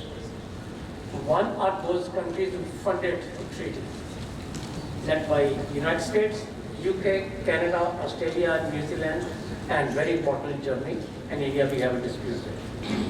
And all of these countries plus China now sit on the World Bank board. And the division is very clear. World Bank board does not interfere in the operational terms, but they provide central direction and interest on the policies. So there's an opportunity for us to engage with member countries that sit on the board. And then of course, we know the weaknesses of World Bank, why it is so apprehensive of getting engaged, then sensitizing some of their senior vice presidents. As I mentioned earlier in the beginning in terms of my framework, technical facilitation will offer a low risk, high impact engagement. And I know some very distinguished scientists are sitting here, and this is a scientific institution in any case. Question is not only de-weaponizing, but also depoliticizing. And rehabilitating a treaty is possible perhaps. Nobody can guarantee future. Prediction is a dangerous business, especially when it deals with future. But I present to you 3 options. One is let it be in abeyance. As somebody said, some of the speakers said, there is no immediate threat, India cannot cut our water, and we are fine. Its cost will be indefinite uncertainty. And then there will be escalation risk. Whenever there is a threat, whenever there is a scarcity, we'll always blame India responsible or not. These, in climate change terms, these are very erratic times. You have high flows, low flows, you have all kinds of uncertainty in terms of surface water flows. But we will always suspect India that uncertainty will be extremely dangerous for any predictable political relationship.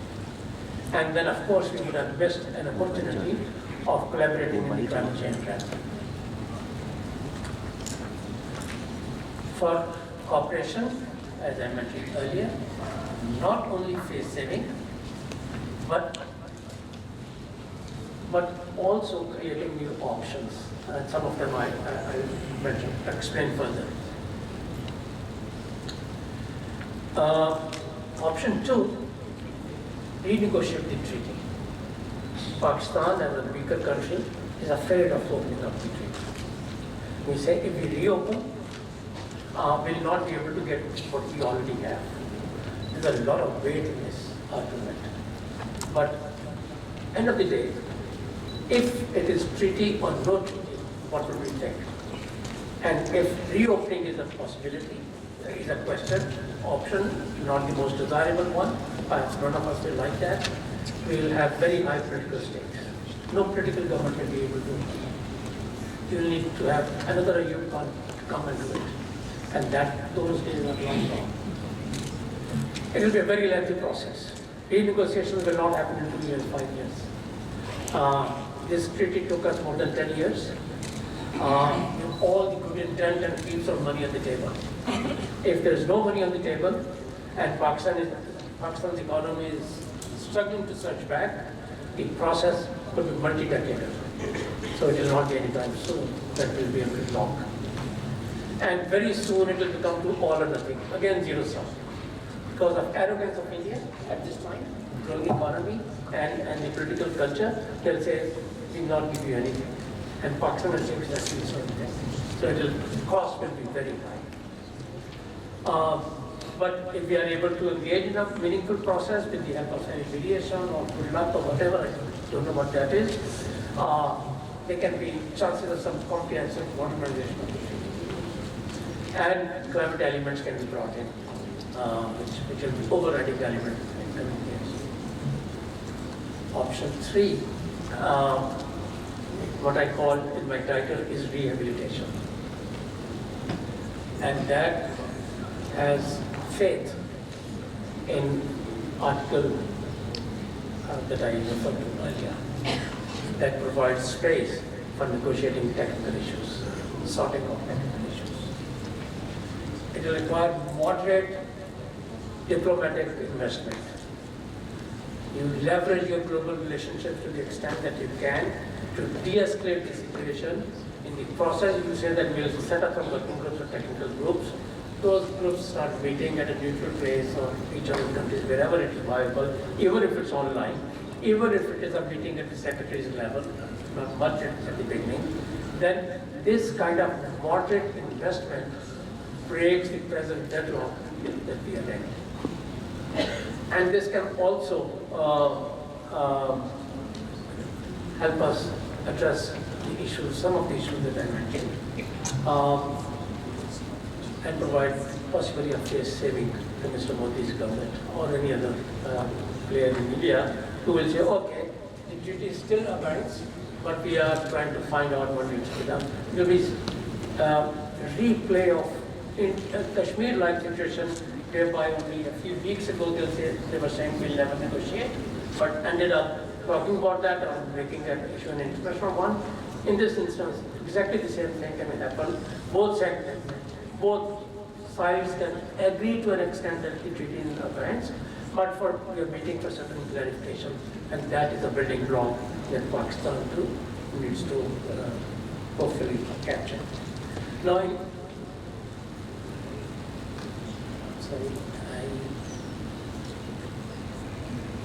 okay. And therefore, I am looking at 3 phases. I just want to wrap up here. I want to look at forward-looking, how do we handle and think about this issue. And one is, I have great faith in our scientific community and the scientific community in India that can rationally sit down for 2, 3, 4 days meetings in different parts of the world, universities and former colony both have similar language, similar laws, respect for similar kind of institutions in different parts of the world, and both have very close relationship with water sector players in the United States also. We have historically deeper one than them, including on groundwater that CB mentioned. But having said that, important thing is that the technical engagement is the best way to de-escalate than making or not making political statements. They don't take you very far. By the parliamentarians, by the politicians, by cabinet members, both within print media and the electronic media, that comes back to us and that poisons the environment.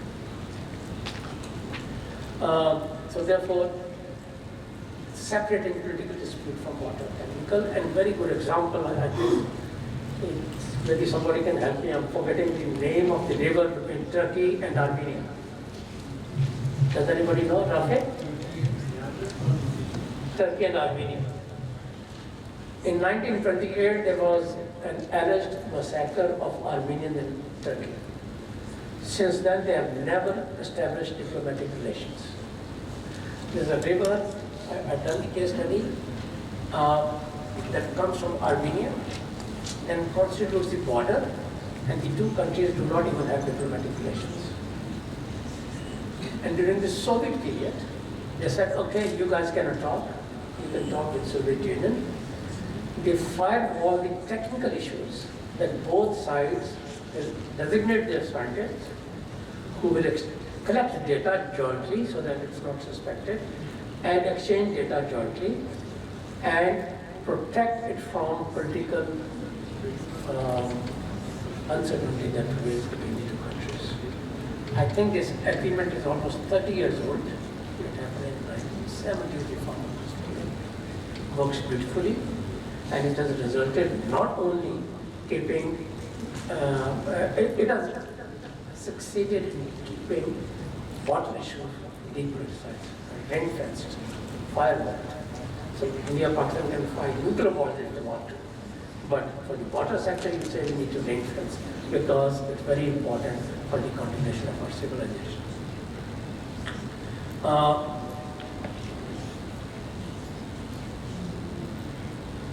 Just one side element, there's not an element of climate change, unfolding climate change in South Asia or in the world that does not require research, that does not require data sharing, that does not require discussions on agreement on methodologies followed, and that forbids or that will not benefit the other side if the data is shared. If India tells me how much millimeter rain it has, I'll be able to tell how much water I'll be getting. So no matter which element of climate change we talk, it requires research. And that brings me again to Article 7.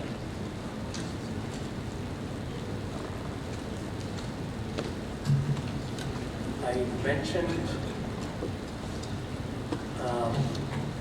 phase 1 was depoliticization, is the institutional generation. I wanted to belabor this point.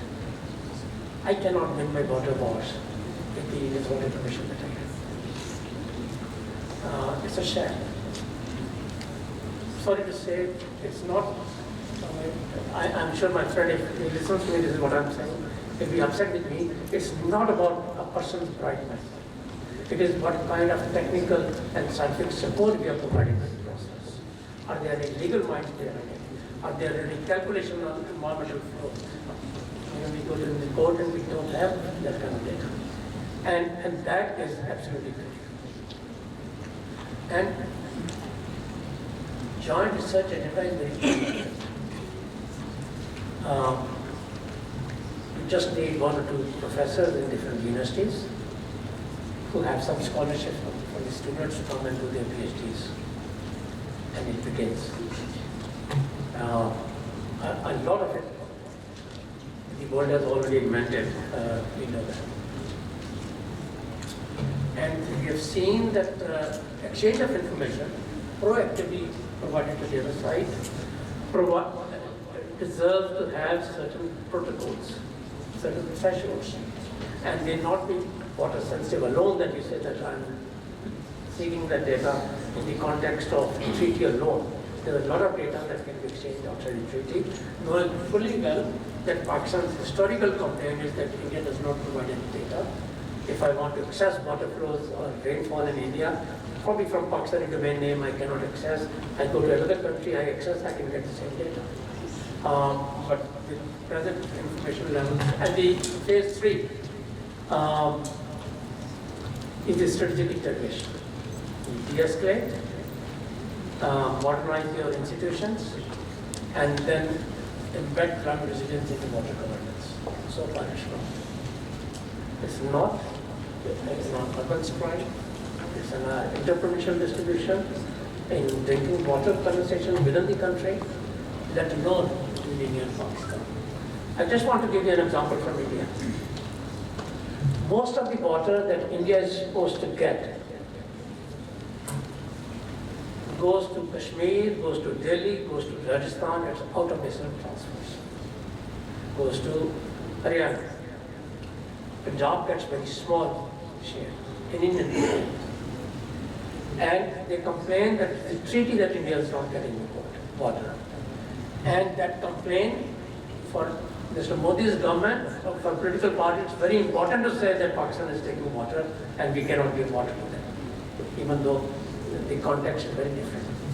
And as the luck would have it, because water in India is subsidized for the agricultural sector, groundwater pumping is huge, and many of their districts or district level entities are facing such a scarcity. There is onward migration. NASA estimates about famine and depletion of groundwater, and water intensity is extremely high. Not only because of free electricity, but also because as an enterprising farmers, they are growing all the water intensive crops, much more than Pakistan. If you want to buy strawberries in Kerala, they are probably grown in Indian Punjab. So that is where the strategic level climate change conversation can begin to happen. If a tab in Indian Punjab is open, I would think that somebody shared sitting in Karachi is contributing this. And finally, I want to conclude by saying, countries don't panic, individuals can, husbands can, children can. And it's not the panic button that we need to see. No need for knee-jerk reactions. No need for breastfeeding. No need to say negative things about India, not that it should not, but in a very negative way. But what's far more important is communicating to the rest of the world that denying water is denying the right to water, as you said. It is telling to the world that Indus Water Treaty is a common good, it's a common heritage of mankind. It may or may not have survived, but it has served as a model for more than a dozen treaties in the world. The world invested almost $8 billion in today's term on Indus Water Treaty. And if you want to construct another Savella, that alone will be probably twice that amount. Let alone and the entire network that we built. So the world's investment in this treaty is huge, and that is what we need to underline. And it's not harmful for Pakistan alone, which may well be in coming years, but it is harmful for the world because it threatens the global system. It threatens the anchors of global system. There's no world that can operate peacefully if we start defying the gravity, and the gravity anchors in the bottom lines of the treaties that we have signed in different countries. And foremost in this regard is probably the Indus Water Treaty. We need to highlight in our rhetoric, in our response, in our policies, the importance of collaboration, collaborative. It may not begin on day one, but I can do some research. Another scientist can do research in India, and it can appear in the same journal maybe, or maybe in the same year. So creating that value, scientific knowledge is absolutely critical. And entry point with Mr. Modi's negotiators will be Article 7. Short of that, there is no way for us to. I've talked about World Bank. I will not take more time from you on this.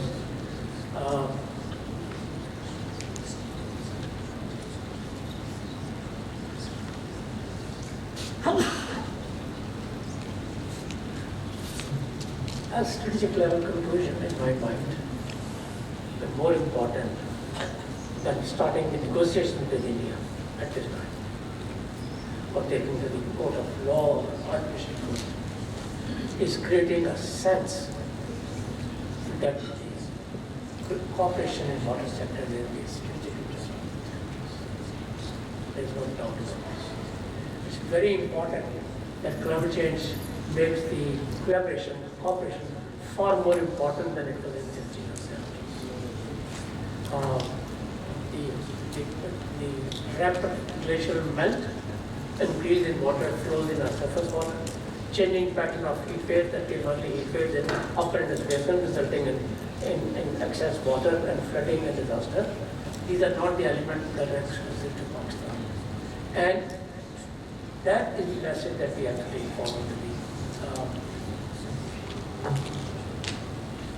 so it's not just de-weaponizing, but also de-politicizing. So thank you very much.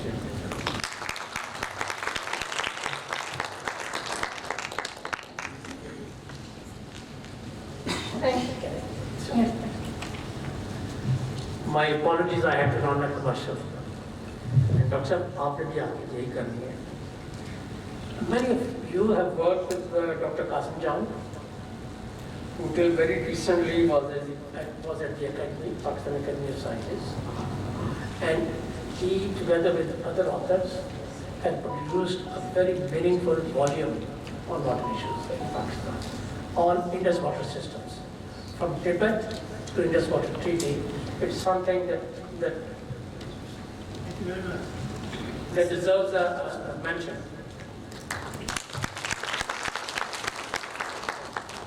For the question and answers, may I invite on stage, we already have Mr. Ali Fakir Sheikh with us. May I invite Mr. Rafi Alam and also Ms. Simi Kamal to please moderate the session. Well, look, the Indus Water Treaty, you have the commissioners and they share information and confer with their governments. And I think Sheikh Saab pointed out and highlighted well that the strength of our Pakistani commission or commissionerate is very weak. It should be strengthened. I'd happily help out if they ever asked for my support in that. But a lot of what the treaty requires is just please forgive me, it's not terribly technical. You don't have to be an engineer to negotiate the treaty. You have to share information on water flows. India has to share designs on proposed dams. The commissioners take that information and should have a team underneath them that can really crunch the numbers and provide support. But beyond that, we're all here, welcome. And we have been asked on occasion, I've seen it's been asked many times to work with the government of Pakistan, and Sheikh Saab works very closely with them as well. So it's not like we're not asked either. But your point is taken that we need to have a very strong team to negotiate with the Indian counterparts. जी जनाब, आप कुछ कहना चाह रहे हैं? Go ahead. Go ahead. It's just that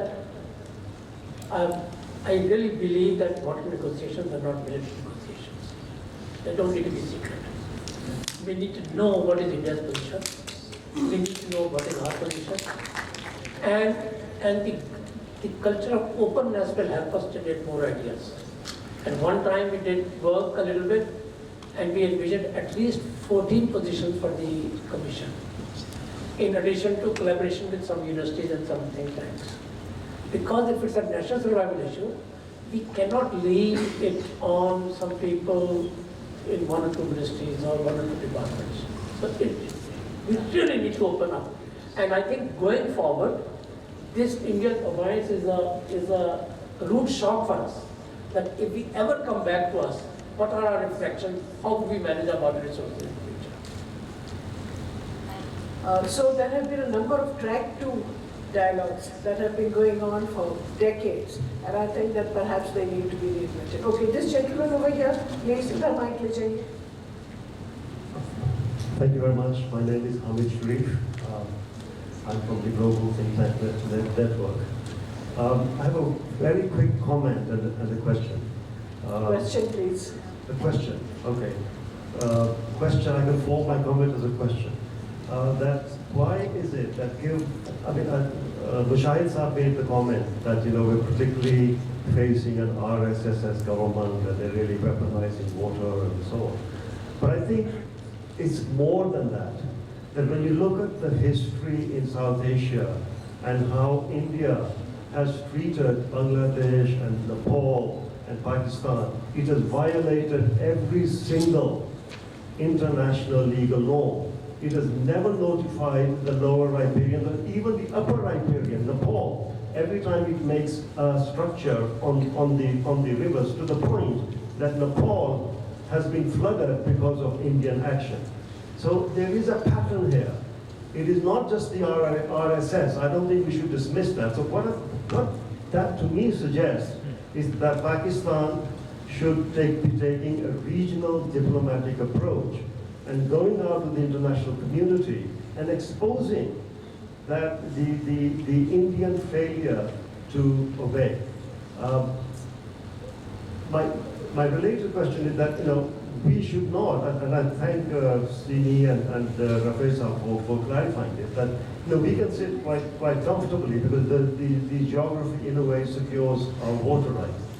But on the other hand, there's also an argument that when we negotiated the Indus Treaty in 1960, we also gave away rights, right? Okay, thank you. And therefore, are we not better off without that treaty? Thank you. We already said that in our presentation that we did give away those rights, and that is why India has been able to capitalize on them. I fully agree with you, and I think we did mention that here, that India's size makes it the regional bully, and so we have to make common cause with all the other countries in the region. And when I showed you a map about the roof of the world and where all the different river basins are, and they have sorted out their problems in different ways. Yes, I think that is certainly, we have to have many tools in our arsenal, certainly that is one of them. Thank you. This gentleman in Godije.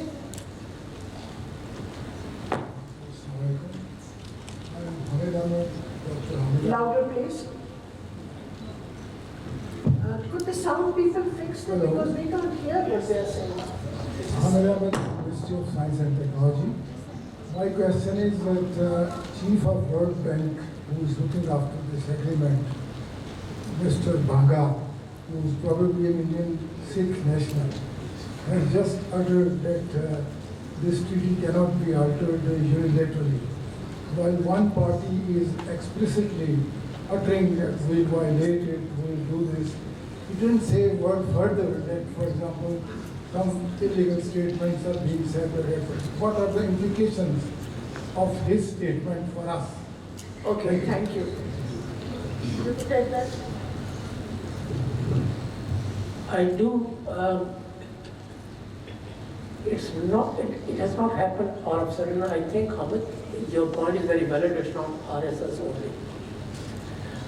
There was a debate in this country in 2012, 13, 14. Very eminent Pakistanis, some of them now as part of the delegation, were arguing against Indus Water Treaty in Pakistan. Very eminent people. In India, Jay Shankar has been saying this thing for last at least 16 years. I've seen his writings, I've seen the networks he's part of for funding them. There's a history to it that goes beyond the present government. And it will outlast.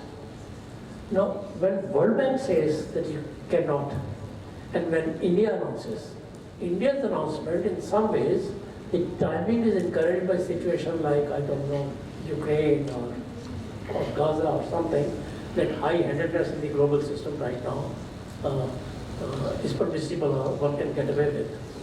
If you have growing economy, your ambition is growing. But on the World Bank side, this is the least World Bank could say. Him saying doesn't please me. What displeases me more, what is Pakistan's response to that, how we are building upon that. As far as I know, as of yesterday, we had not written to them, we had not sought an appointment with them, we had not given an explanation or sought an explanation from them. So Pakistan's position, as I probably mentioned, is very passive, very reactive. And whenever it comes, it's too loud to be engaged seriously and meaningfully. I also interject for a bit. With reference to the director of the World Bank sort of saying that humko to pata nahi. Also, he said that the word abeyance, the word abeyance has been used, and you can't put the treaty in abeyance. Basically, I think it's Article 12 of the treaty says that it will be terminated, but only by a ratified treaty of its own. There is no concept of unilateral revision. And here I want to point out two things.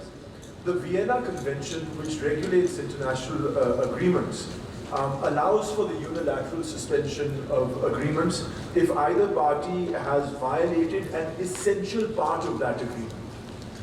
Now here India would have to prove that Pahalgam and that attack, if it can prove it was done by Pakistan, it will have to show that that violates an essential part of the treaty, which I don't think can be done. So again, under international law, you can't unilaterally withdraw. And you also have another international agreement. It's the Articles on the Responsibility of States for International Wrongful Acts of 2001. So a state may take a commensurate measure against another state responsible for an international wrong, such as terrorism. However, even under this international agreement, first of all, India would have to prove that Pakistan was behind Pahalgam, and secondly, it would have to issue notice to Pakistan to rectify the wrong before taking its own action. So there is really no concept of unilateral revocation of the treaty. And when Pakistan and India ratified the Indus Water Treaty, it meant that their national states undertook such legislation to make the treaty part of their effective law. So the treaty is effective law in Pakistan and India as well. And so not following the treaty in India is a violation of its own domestic laws as well. So all of this said, I think the director of the World Bank was correct to say that there is no such thing as abeyance. So the treaty, as far as they're concerned, is still valid and going, which comes to our disagreement point here, Sheikh Saab, respectfully, that I really don't think the bank has much of a role in how the treaty works nowadays. It has some limited role in dispute adjudication, but if we could leverage that role, bilkul theek hai. I agree with you. Just 1 second, ma'am. वकील के साथ तो मैं argue नहीं कर सकता हूँ, मगर I don't like the term abeyance, and I never liked it even when I was very young, because I know that in 1977 Pakistan's constitution was put in abeyance condition. So abeyance has practical ramifications, and for Pakistan in treaties context is that legally we need to have 2 meetings a year. Then you can postpone for political reasons or one reason for 6 months, 8 months, 10 months. But in abeyance, you could very well say that we are not going to convene a meeting or attend a meeting. That effectively makes it dysfunctional. So without saying it is abrogated or getting into legal battle or complicated conversation, you just say it's in abeyance, the door is ajar, please me, I'll come back. But I think in 2018, after the Uri attack, the World Bank suspended the operation of the treaty itself. That was because there was a dispute as to which forum, one of the, I forget which dam it is, Salal, I think, whether it should go to a neutral expert or go to a court. Was it Baghdad? The bank itself put the treaty into suspension. Hold. Suspension word was never used. Meetings and the आप फरमाइएगा शौकत साहब इस पर, but meetings are put on hold will convene when the issue is resolved. Because otherwise there is no point in calling a meeting if somebody is saying I need a neutral expert, the other one is saying court of Okay, thank you. Anybody from this side has a question? Gio Kumar, Mike Vijay. And then after this, 2 more questions and then we'll come to comments. Ji, go ahead. My name is Dr. Saima Hashim. Zor se boliye, please. My name is Dr. Saima. I'm working with the World Bank, consultant on environmental, as environmental consultant.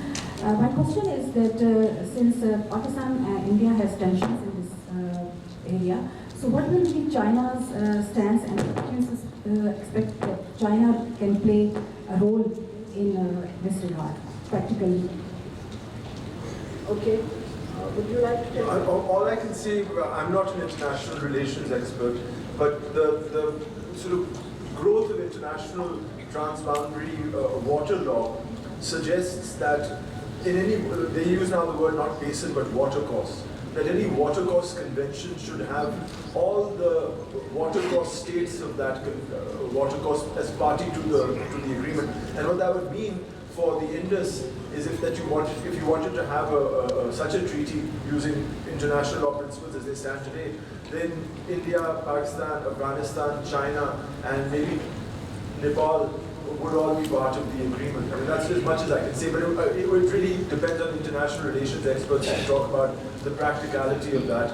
I mean, given the fact that at least since 1971, since the Simla Agreement, India's foreign relations stance has been that it will only negotiate bilaterally and not multilaterally. So you'd have to get over that hump.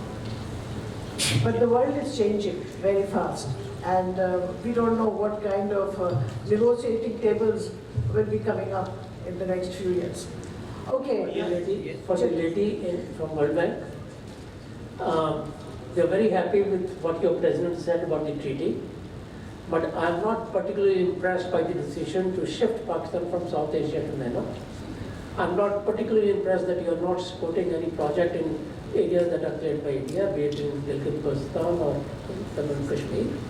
And that is not a very good omen for a neutral to play its role on these issues. Well, ADB has done the same, and so have others. They put us out of this region. Very unfortunate. Thank you very much. My name is Dr. Sakib Nasir. I'm Director of Planning and Development from Pakistan Science Foundation. I have a question and need an expert opinion from the panelist. That in the present scenario and the challenging situation, what are the best strategies that to bring different line ministries and the departments to work together as a connecting loop? Actually, we have a problem to work in silos. So what are the best strategies we have required to work together to resolve these issues and to convert this challenge into opportunity? Thank you. Okay, I'll take that question, because all of us have been struggling for years to be heard by these very same departments. So I think firstly we have to be very clear what we as a nation want. Okay, I believe we have to be confident. We have to know what India can do and what India can't do. And keeping that in mind, we have to make our own strategic way forward. Not listening to people shouting in media, wherever, but having the facts on our fingertips and then making the right decisions, whether it is to talk about the treaty, whether it is to have a harder stance, whether it is to make changes in our own country and solve our own water problems. We have a lot to do inside Pakistan as well. So I think that is something we should understand, that already the three eastern rivers are functionally almost like another basin. Because when you saw what Rafi showed you, that functionally there are two Indus basins now, okay? And all the infrastructure means that what we have left with us is what we have to secure. And I believe that we have the basis for securing them really well. And once that is clear, that is when the department, I don't know what to say, the department should be talking to each other. But they don't listen to people like us. It's not as if we haven't provided documents, thinking, strategies, books, everything. You saw another book right here. So all I can say is that it has to come from the top, right from Parliament, that the voices of this country have to be heard if we have to be strong. So that's all I can say. Okay, so one last question from this side. जी को दे दीजिए mic. वो ऊपर बैठे हुए lead करें sir.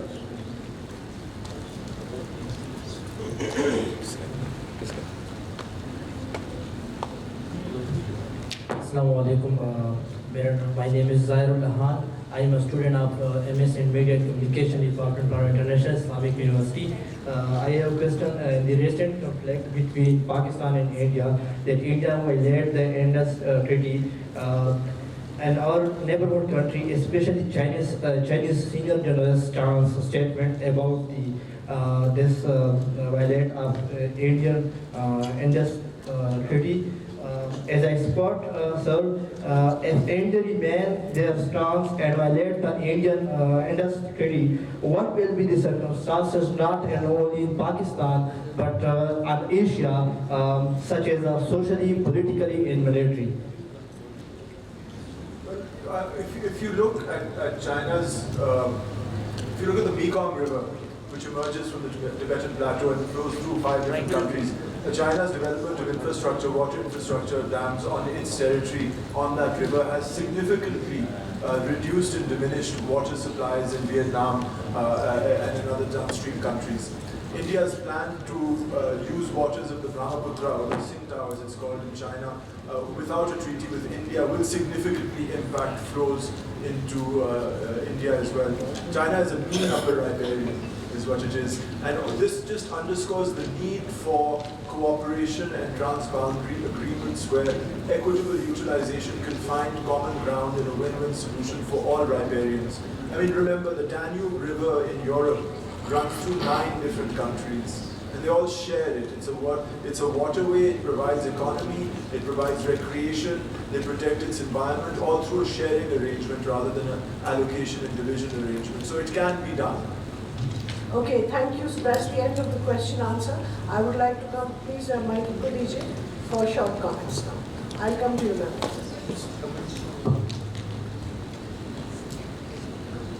Thank you. My watch runs a little slow, so please don't mind. If you could hold it closer, please. Okay. What I want to say is that the title of this seminar was Water Crisis and Indus Water Treaty. So naturally they go together, but not necessarily. There is a water crisis even if there was no Indus Water Treaty problem. And the crisis is inside Pakistan. I'll give you an example. When the Indus Basin Treaty was prepared, assigned, it was assumed that the cropping intensity will be 75% only. We crossed 160% in 2016 cropping intensity. So we need double the water anyway. Next, when we come to water productivity in our agricultural sector, we are 1/2 of India and 1/5 of China. So we have a problem within ourselves. When we come to reusing, recycling water, we do zero recycling.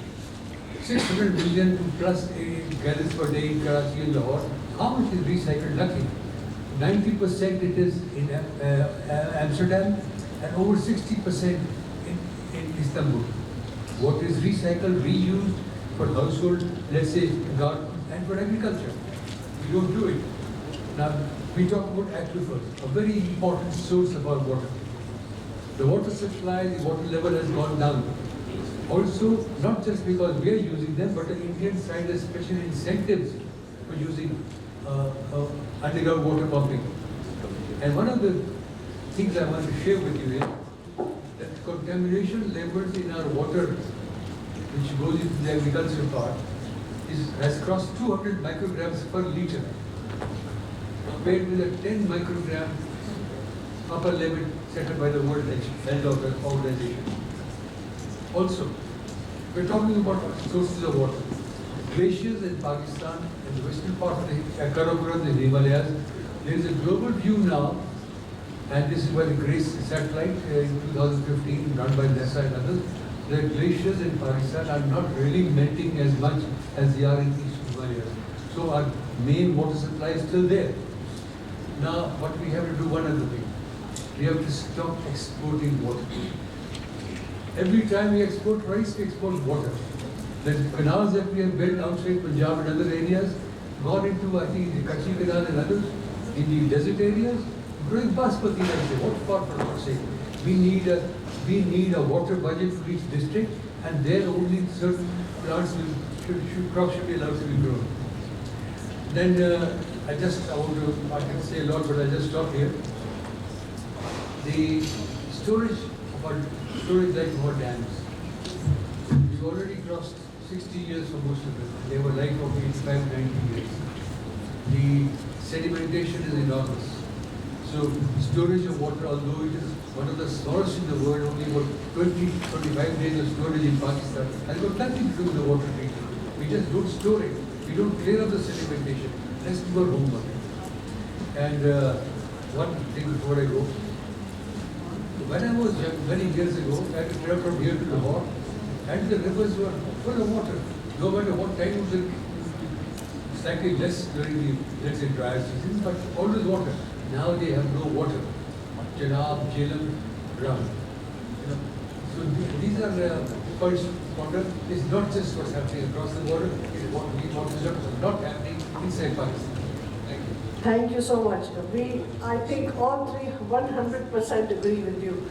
And that's why I pointed out at the end that this crisis and the other crisis is within Pakistan, that we have to recognize everything you said is completely true. In fact, if I were to say today, what is the biggest channel? It is the lack of drainage it is the waterlogging and salinity. We have destroyed our institutions that used to take care of these. So yes, we fully agree with you. Sorry, just one sentence. Okay. One technical remedy that has emerged in the last 25 years is a laser line leveler. Came out of our labs in Delaware. Now about nearly 20,000 have been sold in Pakistan. It reduces water use by 31 to 33%. And because the land is properly leveled, because we do flood irrigation in Pakistan, so the fertilizer and the whatever it is, also spread and it spreads uniformly.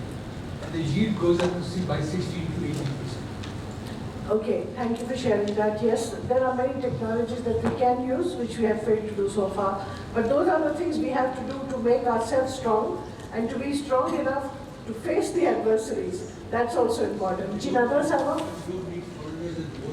No, we are not asking for foreigners. We can do it ourselves. Nadra Sama? No? Okay, any other comments? This gentleman, okay. These two gentlemen here. वो पीछे बैठे उनको पहले दे दें, फिर इनको दे दीजिएगा. Yes, your mic is there. Hi, my name is Dr. Bilal. I'm working in the water sector and I am from ADE. So I work on the Nile River and I work on the ACTC expression in the US as well.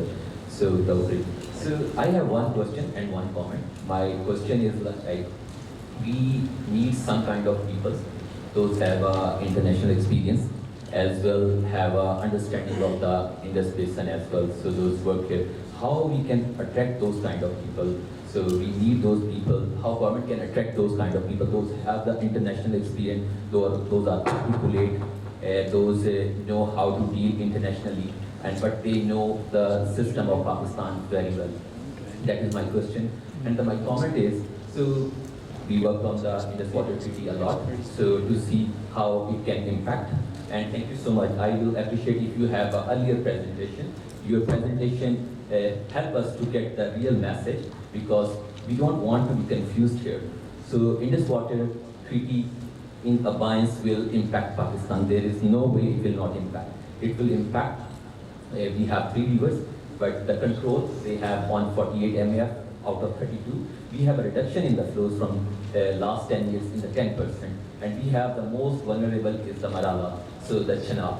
So Chenab, we have a 2-link canal systems there. So they are there, the UCC and the upper Marala. So we can impact, they can impact 92 million USD to the Pakistan only in one season.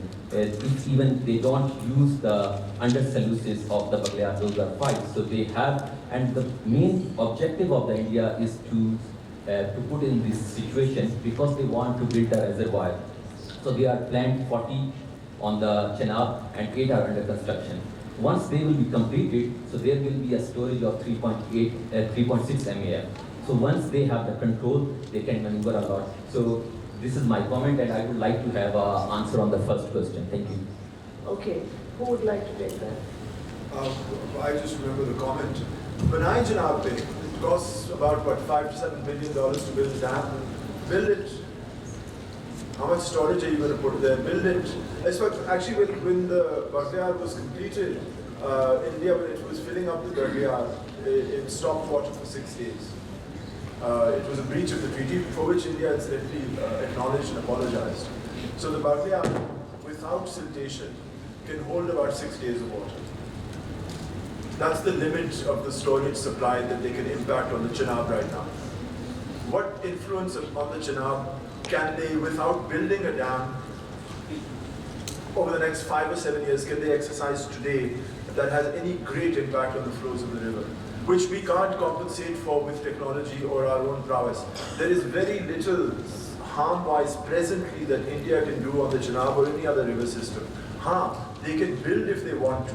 They'll spend a considerable amount of time and money to build storages in an area where there's no agriculture. ठीक है, Chenab Valley में आप storage बना दें. Who does agriculture there? Are you going to tunnel bore through a mountain to provide water somewhere else? That much money and time will be spent, and by the time it's spent and ready, the glaciers will have melted because of climate change. So you have to assess the risk against what the scenario, the real environmental and geographical context that this is operating. Okay. Do you want to? Ji, yeah. I think this is a fundamental question. Thank you. It's probably the most important question. I want to draw your attention to the World Bank's last book on Pakistan water. Getting more from water, meaning by increasing productivity. More interesting than the book itself, which is very comprehensive and solid scientific work, is its bibliography. There are not dozens, I should not say hundreds, but let me say, to be more conservative, dozens of authors cited, all of them Pakistanis. So, and that was the strongest point when I saw that in that book. Expertise की आपको कमी नहीं है, आपकी absorptive capacity की कमी है. We cannot retain and fully use that. I just want to question, ma'am, with your permission, Dr. Shaukat's point. Dr. Shaukat, आपने कहा था crop intensity के बारे में, क्योंकि अब दुनिया बदल गई है. Of course, population जिस तरह से 3 times हो गई है.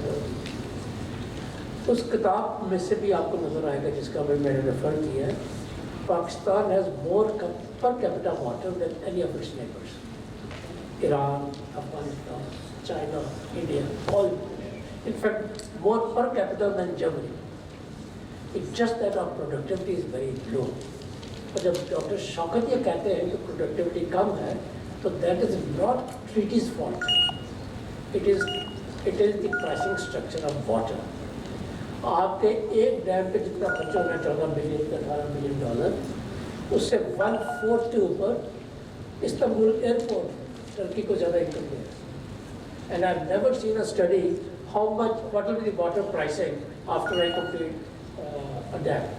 You're providing, investing money that we don't have to create a dam, to provide subsidy to rich farmers with taxpayers' money, borrowed money. That is not a winning proposition. So that's a whole interesting discussion. But 8 point is separately. If between now and 2047, if Pakistan begins to save 1% of its water annually, it will be a saving of 28%. If we save 2%, it will be saving of 68%. So even if water supply diminishes, only with the help of improved productivity, we can manage the crisis in a much more serious fashion. Okay, so with that, sorry, I have to close this session. I've been reminded. And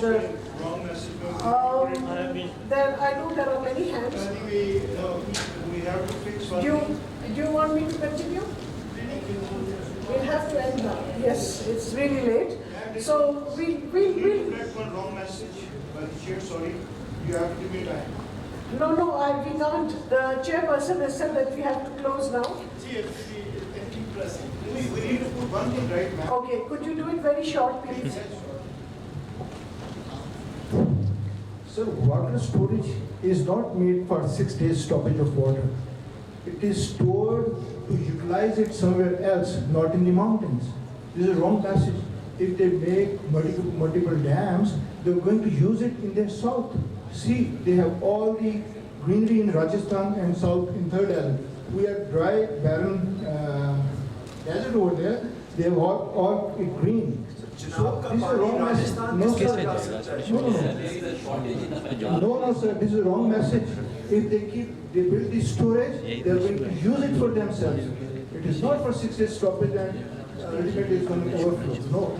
Okay, your comment is noted. Thank you. All right, so thank you very much. This is a very interesting session for all of you and for all of us as well. And thank you for your questions and comments. Honorable dear sister Nada Manwani Sahib, the chairperson of Karachi Council for Foreign Relations, for giving us the opportunity of hosting this wonderful event at the Comstock. Here we discussed and we found that this is the most influential platform where you can actually convey the message of Pakistan. It is a very important institution, and anything which was discussed today, this morning, is now in the process of translation into 50 different languages through UNA, which is Union of National Agencies of UIC. So it's an extremely important platform for us to convey the message. And I'm so absolutely delighted that we had a wonderful discussion by leading experts and a very lively discussion followed by Simi Kamal Sahiba, Chairperson, Hisar Foundation. She's our water person. And we're so fortunate that she's actually helping us in many of the water issues because COMSTEC play a very important role in OIC water vision. OIC consider water as a very important issue because 57 countries, some of the most water scarce countries are in OIC region, and OIC water vision is a very important component of research and development, and that is where OIC and COMSTEC play a very important role. Zohair Ashir Saab, very dear friend of ours, always been a very great support of us. We have had the honor of welcoming Mr. Ikram Saigal, Veteran Chief of ACFR. Ali Tawfiq Sheikh Saab, you are one of my teachers. I met him in 1995 when I was very, very young, and I spent many years with him. And then I must say that I really learned a lot. He taught me a lot of very important things. One of them was threat forecasting or threat management. And he said that when you have a threat, you go for a worst case scenario. So I must really think that we, whatever good intentions and predictions we have, we must really think of what can happen in case of a worst scenario, and that we need to prepare ourselves for that. And that includes that apart from this political, strategic, ecological dimension, we need to put our house in order as well. And we need to work on water storages, we need to work on water recycling, involving the different technological development which enable us to use water which we have. It is very important that we have a bipartisan approach towards water. That should not be made a political issue. And I must also comment that the negotiation on Indus Water Treaty perhaps is not in our favor. When it was negotiated back in 1960, this was a very different world altogether. Pakistan spoke in a very different position. Today is altogether a different situation. So we need to make sure that we use all legal instruments, as Rafa mentioned, and all political leverage and alliances to make sure that we do not only lose in this battle. I wish to remind you that the Indian leadership, regardless of their political, ideological dimension, has always been very, very, negative Pakistan all the way along. And that we expect any change in leadership would actually change their behavior toward Pakistan is perhaps it's just a wishful thinking. And I wish to remind you a very interesting story.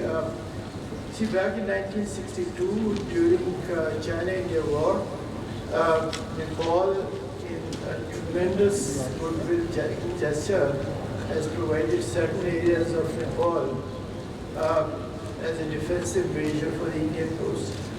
It took Nepal 11 years to get them located.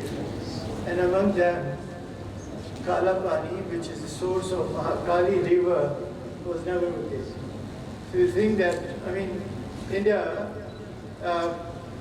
that was a way of thanking Nepal for helping India at the most turbulent time. That India transformed itself from lower Iberian country to a to upper riverine country. So it is very, very obvious that we need to have a very different approach towards that. I used to have a friend, Ismail Saragattin, the vice president of World Bank, and he wrote many books, and he was one of the leading experts in resource management. And one of his very important predictions was that the war in next century will be fought on water. This is exactly what is happening everywhere. And then, since I was involved with him in in the establishment of Alexandria Library in Egypt, we used to meet very often, and he mentioned something very interesting. He said that you probably have to fight war with only one country. Egypt will have to fight war for half of the African continent. And he was referring to 9 upper Iranian countries of Nile. So you see the dimensions all over is very different. India has done with Bangladesh is historical fact. Out of 54 rivers which India shared with Bangladesh, 30 of them are almost dry. India built multiple dams and hydroelectric projects. So we cannot really, and we should not expect that we would have anything good coming from them, and then we have to really work very, very hard to understand different dimensions and to have various forums as well as indigenous capacity building to handle this problem. I would like to thank all of you for being part of this extremely exciting discussion and this event. I was actually reading something very interesting, and that was mentioned by Indian founding father Mahatma Gandhi. Is that the earth, the land, and the water are not an inheritance for our forefathers, but on loan from our children. So we have to hand over to them at least as it was handed over to us. We don't really expect Singh Parivar to follow this, but we can only hope that sanity prevails and something good happen. Thank you very much.